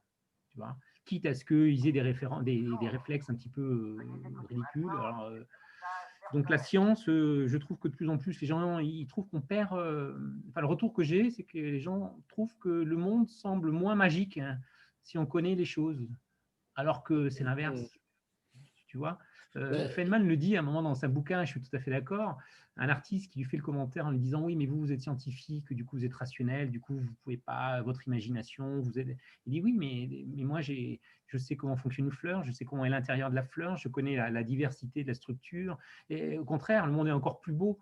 Et plus on sait de choses, et quelque part, plus on est artiste, quoi. Plus on est sensible. Par contre, tu vois, je me demande si la méfiance par rapport à la science n'est pas en train de grandir, tu vois, ça, je trouve ça inquiétant. Tu vois, le fait, par exemple, que, tu vois, par rapport au vaccin, tu en as parlé tout à l'heure, je veux dire, moi, je trouve inquiétant la méfiance par rapport à la science. Et c'est pour ça que je parlais aux étudiants, si tu veux, aux jeunes qui font des sciences, de comment réagir par rapport à une population qui est de plus en plus méfiante en disant si vous faites de la nanoscience ou des trucs comme ça, enfin, les physiciens, c'est pour faire des armes, en gros, les biologistes, c'est pour manipuler enfin, tu vois. Et ça, je pense qu'on est vraiment dans une génération où on a une méfiance par rapport aux scientifiques et à la science. Oui. Et quand on voit que les gens... Alors, j'ai bien aimé l'exemple que tu donnes, où on a plus peur d'un vaccin que de la maladie, quoi. Et là, on est dans l'aberration la plus totale. Et je trouve que là, on arrive à cette irrationalité qui est vraiment, pour nous qui faisons de la science, ça nous paraît aberrant. Mais si tu les veux, gens c'est fonctionnent ce comme qu'on ça. appelait c'est la notion du coût, si tu veux. Nous, notre cerveau, très facilement, il regarde ce que ça va nous coûter et pas ce que ça rapporte. On oublie complètement de regarder ce que ça rapporte. Et il faut que ça te rapporte 2,5 fois plus pour donner l'impression que c'est un peu équivalent, tu vois. Et ça, c'est un biais qu'on a tous. Et donc, on va regarder que ce que ça coûte. Il suffit d'ailleurs que dans les sciences, tu vois bien, par exemple, on n'a pas la réponse. Bon, il y a des gens, ils se mouillent. Ah oui, donc tout le monde donne son avis. Des fois, non, tu n'es pas obligé de répondre. Tu sais pas, tu sais pas. Mais si tu ne sais pas, tu donnes un aveu de faiblesse. Et tu vois bien qu'en fonction des différents gouvernements, certains vont dire, bon, là, on ne sait pas, mais comme on ne sait pas, on va quand même prendre telle et telle décision. Mais en France, quand tu dis que tu ne sais pas, eh bien, culturellement, c'est que tu n'es pas compétent, c'est que, tu vois, il y a une notion de compétence devant quelque chose qu'on ne sait pas. Et puis l'autre, c'est que, je te dis, on ne voit que le coût, on ne voit pas tout le bénéfice. Donc, alors après, moi, je suis un peu plus optimiste, malgré tout, parce que on vit plus vieux, hein, on est quand même dans de meilleures conditions qu'avant. Nos conditions de vie ne font que s'améliorer. En revanche, oui, on entend des gens raconter tout et n'importe quoi.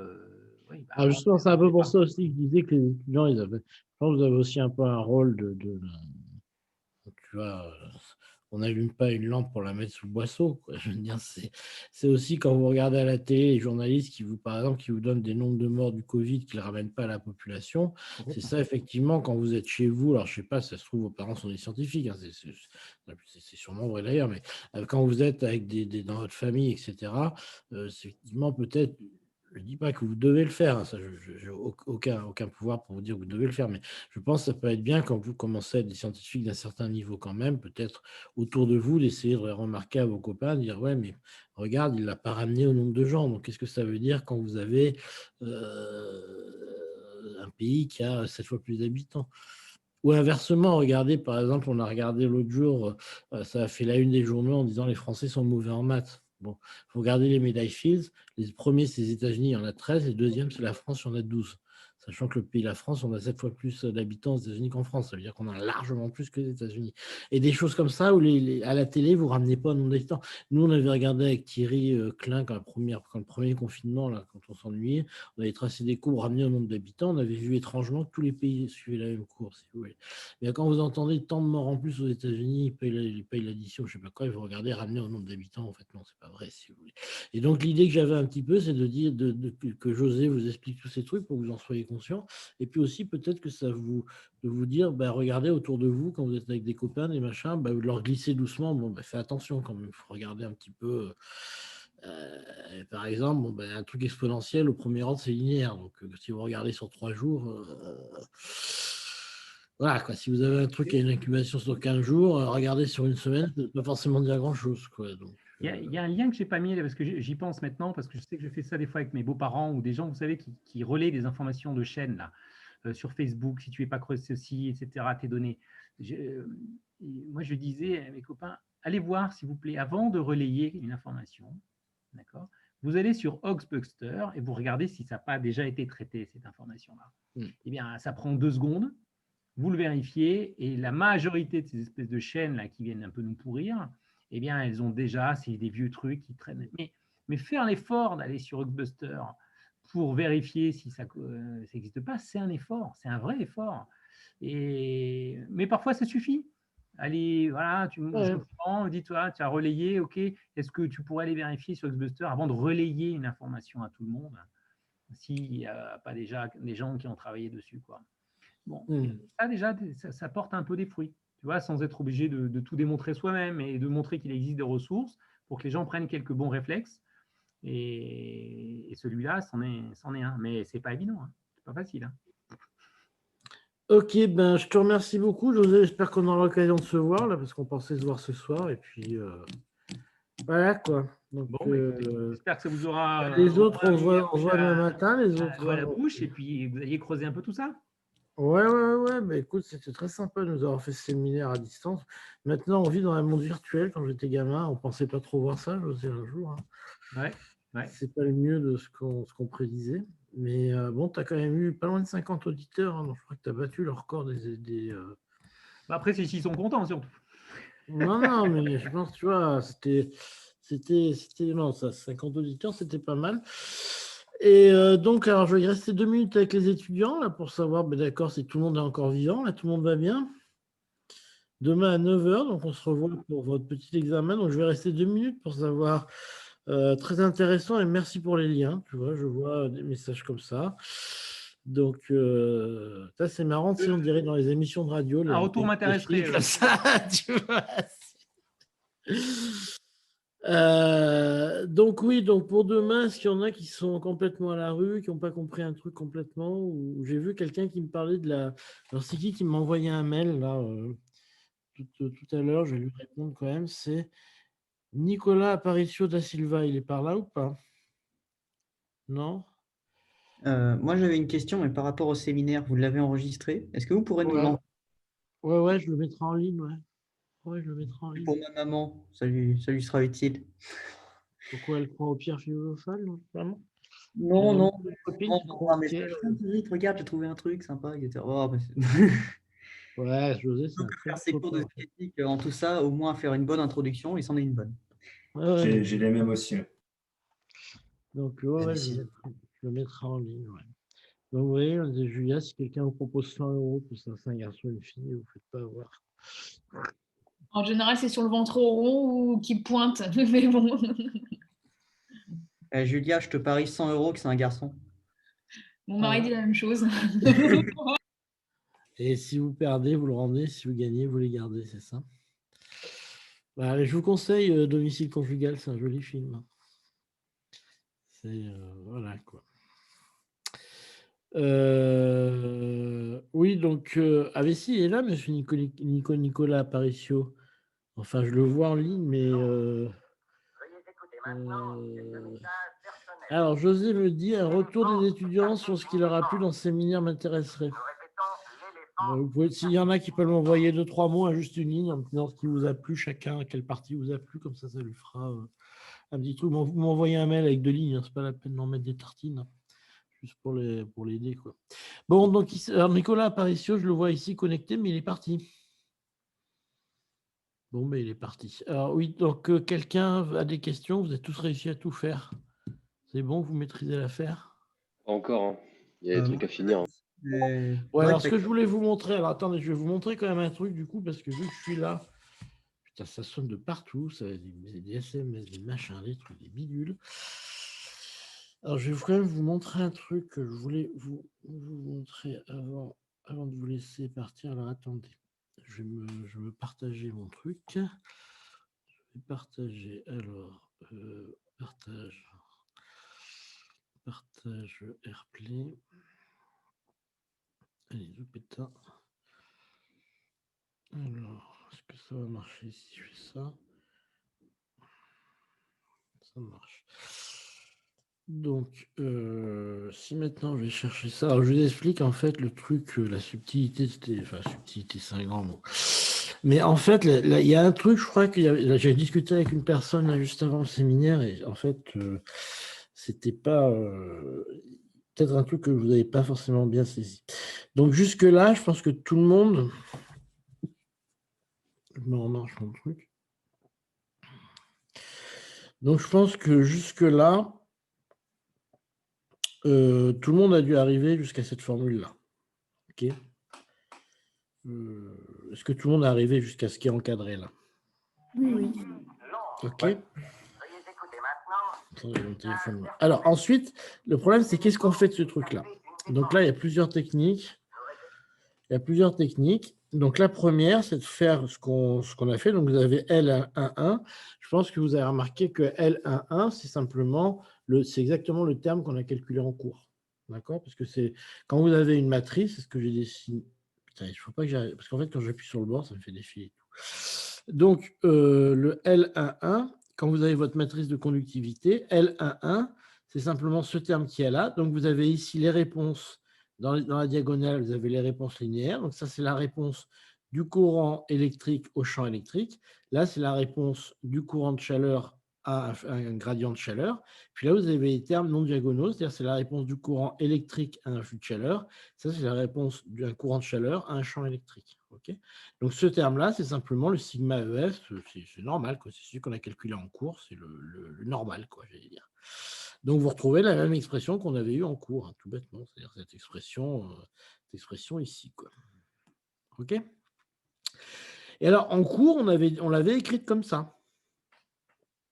Donc, on avait écrit que cette relation-là, elle était ça. Donc, nous, qu'est-ce qu'on avait fait, en fait? Comme on voulait écrire, ce qui nous intéressait, c'était on avait écrit sigma sur la forme. Sigma égale N E2 taux sur N, sur N taux sur M, et avec taux qui a été défini comme ça. Vous vous rappelez de ça? C'est bon, ça? OK. Alors, dans ce problème, en fait, elle a fait les choses un peu différemment parce qu'elle voulait aller un cran plus loin. Et au lieu de définir une valeur moyenne comme elle le fait là, elle a dit, je vais aller un peu plus loin. Et pour aller plus loin, elle va essayer de calculer explicitement cette quantité. Enfin, explicitement, c'est un grand mot. Alors, essentiellement, elle utilise ce qu'on appelle la formule de Sommerfeld. Alors, c'est pour ça que je l'avais mise à l'écran tout à l'heure. Alors, comment je vais faire pour vous la remettre? Simplement, on va faire comme ça.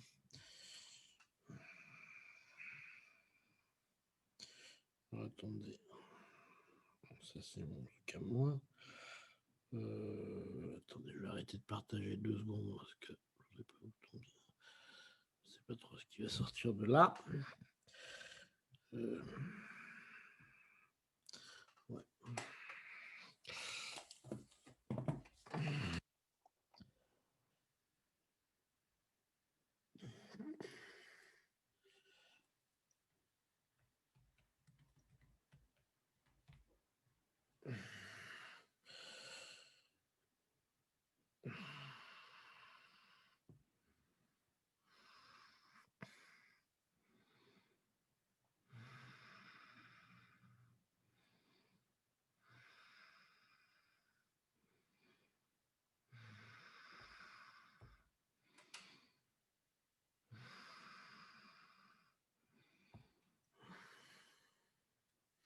Chercher à développement.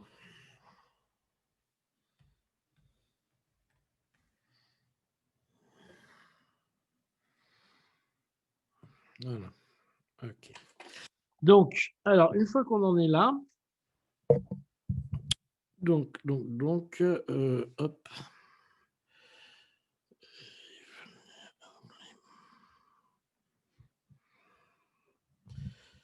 Une fois qu'on en est là, Monsieur, je sais pas si c'est que moi, mais je vois rien. ça arrive. Est-ce que vous voyez maintenant? Vous voyez quelque chose ou pas là? Oui. Votre iPad, quoi. Ok. Donc, une fois qu'on en est là, donc pour calculer ce truc-là, elle va utiliser ce qu'on appelle la relation de Sommerfeld. Alors, la relation de Sommerfeld, c'est une relation qui vous permet simplement de calculer cette chose-là. Et donc, la formule de Sommerfeld, c'est simplement une formule qui s'écrit comme ça, si vous voulez, en gros. C'est celle-là. Voilà, c'est tout simplement ça, avec la fonction de Fermi et tout le bazar. Alors, comment vous allez faire pour utiliser la relation de Sommerfeld ici? Alors, c'est là où il y a un exercice un petit peu tricky, c'est qu'en fait, la relation de Sommerfeld, elle marche si vous avez F0. D'accord? Si vous regardez bien, la relation de Sommerfeld, elle marche parce que vous avez une intégrale de F0. Parce que vous voyez ici que 1 sur exponentielle de bêta exponentiellement mu plus 1, c'est F0. D'accord? Et moi, je n'ai pas F0 dans mon expression, j'ai D de F0 sur D de epsilon. OK? Alors, pour avoir F0, ce n'est pas très compliqué, je fais une intégration par partie de ce truc-là. Et quand je fais une intégration par partie de mon bazar, je me retrouve bien avec une fonction qui est en F0. Est-ce que vous voyez ce que je veux dire? Vous avez l'air tous muets. Mais ça se comprend qu'avec une IPP, on peut revenir à F0. Ben si, parce que quand vous avez une IPP ici, vous avez un 2 de F0 sur epsilon. Je vais vous le faire, n'oubliez pas. Oui, j'ai dit que ça se comprenait, monsieur. Enfin, je veux dire, ah oui, ça se comprend, c'est là que vous avez compris. Ça, c'est D'accord. compris par tout le monde, oui, je pense. Ça, c'est compris par tout le monde. D'accord, ok. À partir du moment où vous en êtes là, vous avez votre développement de Sommerfeld et c'est fini, c'est réglé. OK? Donc voilà, ça c'était le seul truc qui était un peu délicat. Donc Sommerfeld, premier ordre, c'est un delta. Ça veut dire simplement que c'est une marge d'escalier. Et puis quand vous faites la transformée de Fourier, vous regardez d'abord ce qui se passe au niveau du niveau de Fermi. Donc ça, c'est tranquille. Donc je vous dis, la seule astuce dans ce truc-là, c'est que quand vous regardez le coefficient L11, il suffit de regarder ce qui se passe au niveau de Fermi. Donc vous avez un delta qui apparaît au niveau de Fermi. Par contre, les L12, L21, L22, le seul problème que vous avez, c'est que si vous regardez ce qui se passe au niveau de Fermi, vous trouvez 0. Parce que vous avez ici un terme epsilon k moins mu. Donc, si vous faites epsilon k égale mu, vous trouvez 0. Donc, vous n'allez pas pouvoir transporter de chaleur comme ça. Alors ça, c'est assez logique parce que si vous êtes au niveau de Fermi, vous n'avez pas d'énergie. Ben oui, parce que la chaleur, c'est l'énergie que vous transportez. Si vous êtes au niveau de Fermi, vous n'avez pas d'énergie. Donc, vous ne pouvez pas transporter d'énergie, vous allez trouver 0. D'accord? Donc, vous êtes obligé d'aller au deuxième ordre du développement de l'expansion de Sommerfeld. Et le deuxième ordre va vous faire apparaître un terme en t carré. OK? Parce que le deuxième ordre de Sommerfeld, c'est 1 sur bêta t carré. OK? Et c'est pour ça que vous allez obtenir, en prenant tout ça ensemble, vous allez obtenir un certain nombre de relations sur Sommerfeld. Alors, en particulier, la première que vous allez obtenir, alors là, vous en voyez déjà une, L1 de t égale L de 1. Et après, il va suffire que vous obteniez, alors vous écrivez le pouvoir thermoélectrique, par exemple, pour le premier, le fil ouvert, vous écrivez simplement que J, c'est L1 E plus L12 fois moins delta T, c'est simplement le courant. Par définition, J égale 0 dans un fil ouvert, donc vous obtenez simplement ça. D'accord, ça c'est pas un souci. L'effet Peltier, vous avez deux métaux avec des pouvoirs thermaux différents. Vous écrivez simplement que sur la partie A, vous avez le courant qui vaut ça. Sur la partie 2, donc ça vous fait un champ électrique qui vaut ça. Pareil là. Puis voilà. Bon, vous obtenez ça, c'est pas compliqué. Puis voilà, l'effet Seebeck, ça vous donne ça. OK? Est-ce que ça vous paraît clair? Est-ce que vous avez des questions? Moi, j'ai une question. Dites-moi tout. Dans l'effet Peltier, c'est pas les mêmes QA. Enfin, on a deux Q différents, on est d'accord? Là, on a QA et QB, et dans le résultat, c'est pas les mêmes. Ah oui, non, pas les mêmes, parce que vous avez un QA et un QB, vous avez la balance de chaleur, si vous voulez, c'est la différence des deux. Oui, non, mais je veux dire, le petit Q et il y a un grand Q. Ah, le grand Q, c'est le rapport des coefficients L12 sur L11. C'est celui qu'on a Donc, dans le défini. résultat, c'est un grand Q. Le résultat qu'on cherche, c'est... Non, c'est un petit Q. Parce que le petit Q, c'est la différence entre les petits QA et les petits QB. Et en fait, si vous avez le petit q qui est égal à une différence des grands Q, qui sont les rapports des tensions thermaux dans votre truc. Ok, Donc, en d'accord. fait, alors, où c'est que j'en suis, moi, dans ce bazar? Alors, il faut que j'ouvre l'énoncé. C'est-à-dire qu'en fait, ce que vous écrivez, c'est que si vous voulez, je suis dans lequel? Je suis dans celui-là, c'est ça? C'est-à-dire que vous avez un Q qui rentre, un Q qui sort, et si vous voulez que le Q qui rentre et qui sort soit strictement nul, par exemple, il faut que vous ayez exactement les mêmes rapports entre les L1, les L2,1 des deux côtés, si vous voulez, entre le fil 1 et le fil 2. C'est-à-dire que tout se compense exactement. Ok, d'accord. Et voilà, je crois que c'est tout ce qu'il y avait dans ce truc-là. Messieurs, À partir moi j'ai de- une question. Dites-moi. C'est à un moment, je pense que le calcul de L1, vous passez en énergie, vous passez tout en énergie, donc le V carré, vous transformez ça Ah, en c'est comment on passe en énergie, c'est ça? Ah, c'est ma marrant, il m'a question, posé. Sur le time, tout à l'heure, elle m'a posé la même question. Alors attendez, je vais vous le faire, vous allez voir, c'est magique. C'est magique. juste le 1/2 de mv carré égale E sur 3. Ouais. C'est C'est celui-là qui vous gêne? c'est quoi? C'est l'isotropie, c'est quoi? Ouais, alors attendez. Je vais le faire dans un coin, ça. C'est à quel endroit qu'on fait ça déjà? Alors, c'est pas ça qui vous gêne. C'est quand on passe d'intégrale sur K à l'intégrale sur E, ou c'est le 1,5 de MV2 qui vous gêne? Moi, je prends tout, hein. Je prends toutes les explications. Bon, alors quand on passe en E, ça c'est pas très dur parce qu'on vous avez VK carré. Alors, vous avez Vx carré plus Vy carré plus Vz carré. D'accord? Ça, c'est V carré. OK? Et vous avez un 1/2 de mv au carré qui est égal à l'énergie. OK? Et ça, c'est égal. Et donc, ça, plus ça, plus ça, c'est 3 fois, vous avez 3 fois la même composante ici. D'accord? Donc, vous avez 3 fois 3,5 de m vk carré qui est égal à epsilon si notre système est isotrope.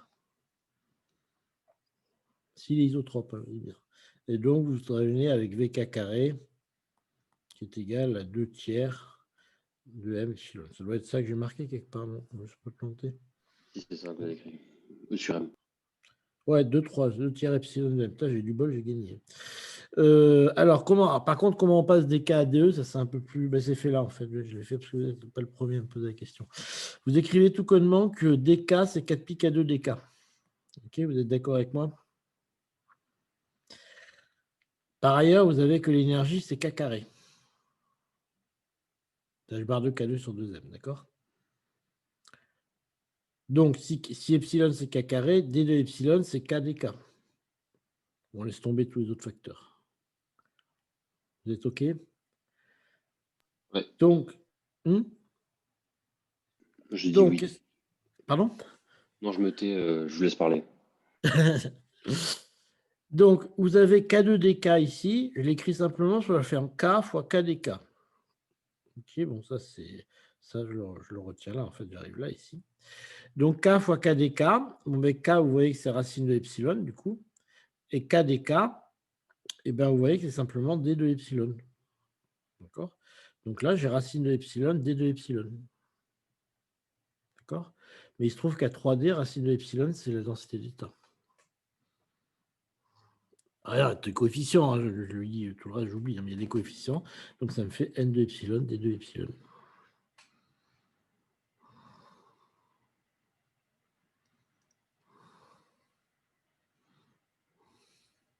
Vous voulez que je vous renvoie ce merdier? On n'est pas un merdier près, hein? Par contre, je vous le renvoie tel quel, hein, c'est-à-dire que vous avez un petit bout qui traîne là, et puis un petit bout qui traîne plus loin, et ouais. C'est-à-dire que si vous le faites à 2D, vous voyez, c'est pas la même chose, parce qu'à 2D, vous avez la densité d'état qui est constante, donc vous n'aurez pas tout à fait la même chose.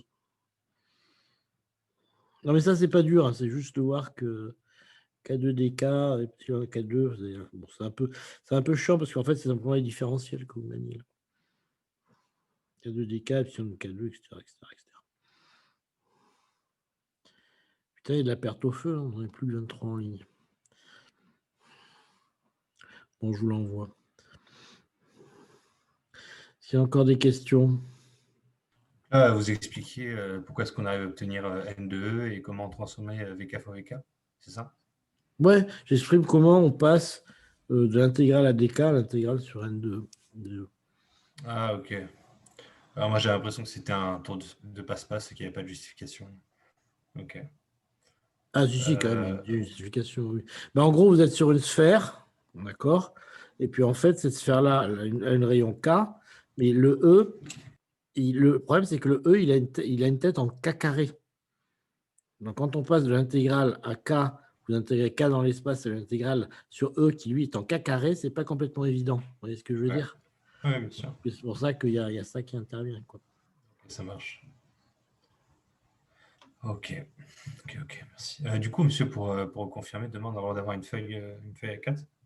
Ouais, et recopiez pas le cours, c'est pas très marrant, quoi. De toute façon, genre pas. Vous savez que les notations, elles vont être un peu arbitraires, quoi. Moi, ce que je vous demande, c'est de jouer le jeu, c'est-à-dire de travailler ça bien ce soir, d'arriver. Et moi, ce que je voudrais voir, c'est ce que vous êtes capable de refaire par vous-même. Ce que je veux dire, c'est que noter des formules, des machins, bon. Essayez de voir ce que vous êtes capable de faire par vous-même. Je dirais, voilà, que vous notiez la formule de Sommerfield, que vous notiez 2-3 trucs, mais le but, c'est pas que vous recopiez complètement ce que vous avez fait. De toute façon, le but, on va pas vraiment mettre de notes, si vous voulez, dans la mesure où que ça soit Thierry ou que ce soit moi, on estime que les cours n'ont pas été faits dans des conditions correctes, ce qui fait qu'on ne peut pas vraiment évaluer votre enseignement, l'enseignement que vous avez reçu, si vous voulez. Donc, on ne va pas vous emmerder sur des notes. Par contre, ça m'intéresserait quand même d'évaluer à peu près votre niveau, qui va être décorrélé de la note. Est-ce que vous comprenez ce que je veux dire? C'est-à-dire, la note, on va mettre une note qui va être une bonne note pour tout le monde, dans la mesure où vous avez travaillé, vous avez fait le taf, si vous voulez. Par contre, ça m'intéresserait quand même de savoir quel est votre niveau, c'est-à-dire dans quelle mesure vous pouvez... voilà, quoi. Et puis pour vous aussi, je pense que c'est intéressant pour vous de savoir votre niveau réel, voilà. Compte tenu du cours que vous avez eu, je veux dire, je suis bien conscient que c'est pas... Bien conscient que pour vous, c'est pas évident d'avoir suivi le cours dans ces conditions et que ce genre d'astuce, c'est vrai que quand on est en direct, c'est plus facile de venir voir le prof à la fin du cours et de lui demander que comme ça. Moi, sinon, j'ai une autre question. C'était pour le sens physique de petit delta P. Alors, j'ai discuté ça avec des gens de la classe, donc c'est la première question, toute première question de tout l'examen. On avait que le grand delta P, c'était quelque chose qui était assez similaire au delta P de Heisenberg. Mais le petit delta P, c'est simplement on va dire la variable d'intégration. On va dire on essaie de sommer toutes les fonctions d'onde possibles qui sont comprises dans le delta P, c'est ça? C'est ça, en fait, le petit delta P, c'est les fluctuations rapides de la fonction d'onde. Et le delta P, en gros, delta P, c'est plus ou moins quelque chose qui représentera un petit peu l'enveloppe. Et le delta P, c'est les fluctuations rapides qu'il y a dedans, si vous voulez. Ah bon? Alors, pourquoi on a ça? Pourquoi on vous posez la question? Parce que ce qui est important quand vous voulez faire du transport classique, alors, si vous prenez une fonction d'onde qui est, mettons une fonction d'onde plane, simplement une onde plane, si vous voulez, qui n'a aucun défaut, exponentielle de IKR, le K, vous êtes d'accord, ça correspondrait au petit delta P. D'accord? Oui, c'est comme ça. La fonction, elle est complètement délocalisée. Complètement. Elle va à perpète des deux côtés. Avec ça, vous ne pourrez pas faire du transport classique. Parce que pour faire du transport classique, on considère que c'est une bille qui se déplace comme ça, comme ça, comme ça. Si vous voulez faire une bille qui se déplace, on est dans un système qui, justement, contrairement au transport quantique qu'on a vu dans le dernier cours, on ne veut pas qu'il y ait d'interférence quantique dans ce cas-là. Donc, il faut que j'ai un paquet d'ondes petit, bien défini, et qui diffuse localement sur des impuretés. Donc, il faut que ce grand delta P soit justement ramassé, si vous voulez. Et si je suis sur un paquet d'ondes qui est immense, ça, je ne peux pas. Ça, je ne pourrai jamais le décrire. Donc, il faut que ce delta P soit petit, en particulier petit devant la distance entre deux collisions, si vous voulez. Donc, il faut que ce truc-là soit un paquet d'ondes localisé ou suffisamment localisé pour que je puisse diffuser comme ça entre mes ondes. Et ça, c'est une condition. Alors, c'est un peu compliqué, mais c'est ce que je vous ai dit au dernier cours. Elle le voit comme ça parce qu'elle est assez calculatrice. Mais l'idée, c'est effectivement que vous avez les petits delta P qui sont les fluctuations rapides de la fonction d'onde, et grand delta P, c'est en quelque sorte l'enveloppe de cette fonction d'onde, et c'est elle qui doit vraiment être. Alors, par contre, il doit pouvoir être localisé sur une distance assez courte pour qu'on puisse considérer que c'est quelque chose de ponctuel, si vous voyez, dans le transport. Ok. J'ai l'impression qu'on voit pas les choses de la même manière, mais qu'au final, ça revient même. Oui, mais on peut le voir différentes façons. Je vois pas delta P comme étant une enveloppe en soi, mais comme simplement la distribution. C'est l'impulsion du paquet d'onde, c'est l'impulsion du paquet d'onde, donc c'est le truc qui avance. Enfin, c'est la largeur. Pour moi, il y en a un qui est l'impulsion du paquet d'onde global, si vous voulez, qui se promène comme ça. Pour moi, ça serait la largeur à demi-hauteur du paquet d'onde, quoi. Oui, c'est la même chose. Oui. Enfin, ok, ça marche. Merci pour la réponse. J'ai une dernière question. Dites-moi. On n'a jamais écrit explicitement une liste exhaustive des hypothèses qui permettent de dire dans quel cadre on est en transport classique, quantique. Là, pour le coup, dans l'examen, c'est semi-classique. Et je voulais vérifier avec vous que c'était bien basse énergie, champ pas trop important pour qu'on soit dans le régime de la réponse linéaire, et grand nombre de particules. Est-ce que c'est suffisant ou il manque des choses, ou est-ce que je dis une connerie? Alors non, il y a ça. Alors, il y a aussi ce qu'on vient de dire là, c'est-à-dire que vous êtes dans un régime tel qu'on a en transport classique, on n'a pas d'effet de cohérence. C'est-à-dire que vous êtes dans des régimes aussi où le LFI, c'est la longueur de cohérence de phase est courte. C'est-à-dire que c'est des billes ponctuelles. C'est un régime de billes ponctuelles. C'est-à-dire que vous n'avez pas d'interférence entre les différents chemins que va prendre la bille. On oublie tout ça. Ça n'existe pas. D'ailleurs, c'est comme ça qu'on les modélise. Quand les gens font des modélisations de billes type cœur dur, ils prennent un désordre au hasard, ils balancent des billes dedans, numériquement, ils regardent les trajectoires, ils en prennent 2, 3, 4, jusqu'à ce qu'ils en prennent autant qu'ils veulent. Mais il n'y a pas d'interférence entre les chemins. Vous voyez, c'est vraiment une bille, je regarde où elle va, une deuxième bille, je regarde où elle va, mais je ne regarde pas les interférences entre les chemins. Et voilà, c'est comme ça que je calcule une résistance, si vous voulez. Donc, il y a les hypothèses que vous avez dites, plus l'hypothèse que j'ai aucune interférence entre ces chemins. Triple marche, merci. Je vous souhaite une bonne soirée parce qu'il faut que j'aille. Ouais, je crois que vous êtes un peu rincé là. Mais c'est bientôt fini. C'est pas fini pour ce soir. Ok. Hein? Ça y est, vous l'avez. Et il vous reste beaucoup d'examens après ou c'est On en a fait 2, il me semble. 2. Ouais. Il en reste 4. Au moins 4. Il en reste 4. Plus compliqué. Vous avez bientôt fini. Plusieurs, ouais. Bon. Pas forcément les plus durs. On va finir fin février, monsieur. Bon, je vous souhaite bon courage parce que vous serez toujours confinés, je pense, d'ici là. Ah bah ça, c'est sûr. Je pense que vous aurez droit. Ouais. Permettez une dernière question? Ouais. Dites-moi. Si j'ai bien compris, dans la question C du premier exo, on parle d'une limite classique. Une limite, ça revient à le cas où c'est semi-classique et l'autre le cas quantique, je pense. La question C? La C, la première C qu'il y a. Soit E un champ électrique uniforme faible démontré que dans un premier exercice, monsieur. Chaos dans l'exo 3. Oui, c'est ça, en fait. C'est ce qu'on vient de discuter, si vous voulez. Oui. C'est exactement ce qu'on vient de discuter entre les cas localisés et les cas délocalisés, en fait. C'est ce qu'il vous dit, voilà. Oui, la question, c'est par rapport à la correction où vous avez écrit que... Ah, j'ai écrit quoi? Une bêtise encore? Que je ne l'ai pas forcément écrit comme elle l'aurait écrit, c'est vrai. Ouais, alors j'ai écrit un truc, je n'ai pas tout à fait bien compris pourquoi elle a écrit ça, et une notation que je n'ai pas bien comprise chez elle. Oui, j'ai écrit effectivement sur la delta P sur H bar, delta P, delta R sur H bar très petit devant 1. Donc, on a delta R qui est très petit devant H sur delta P qui est égal à delta X. À ce moment-là, on a une particule qui est localisée, c'est ce qu'on vient de discuter avec M. Sauvage, on a une particule qui est localisée, donc on est effectivement dans le cas du transport classique, dans la mesure où notre particule, elle a une dimension finie, enfin c'est avec Jonathan qu'on a discuté ça, donc on a une particule qui a une largeur à mi-hauteur finie, ou une impulsion si vous voulez, globale qui est finie, qui est bien localisée, et donc on est dans un régime de transport classique, puisqu'on peut considérer que c'est finalement une bille qui fait ça. Alors, par contre, si on est dans le régime inverse, c'est-à-dire où on a un delta R qui va être très grand devant ce truc-là, ça veut dire qu'en fait, notre particule, elle va s'étaler sur une distance qui est très, très grande. Et là, effectivement, c'est quelque chose qui va être dans un régime plutôt quantique, puisqu'elle va explorer une grande partie de l'échantillon, puisque H bar sur delta P va être grand. Et là, on ne peut plus ignorer les interférences qui vont avoir lieu. Et à ce moment-là, on va être dans un régime quantique. Et ça, c'est ce que moi, je dirais les deux limites qu'on peut avoir. Ok, donc delta R, c'est la largeur spatiale du paquet d'ondes.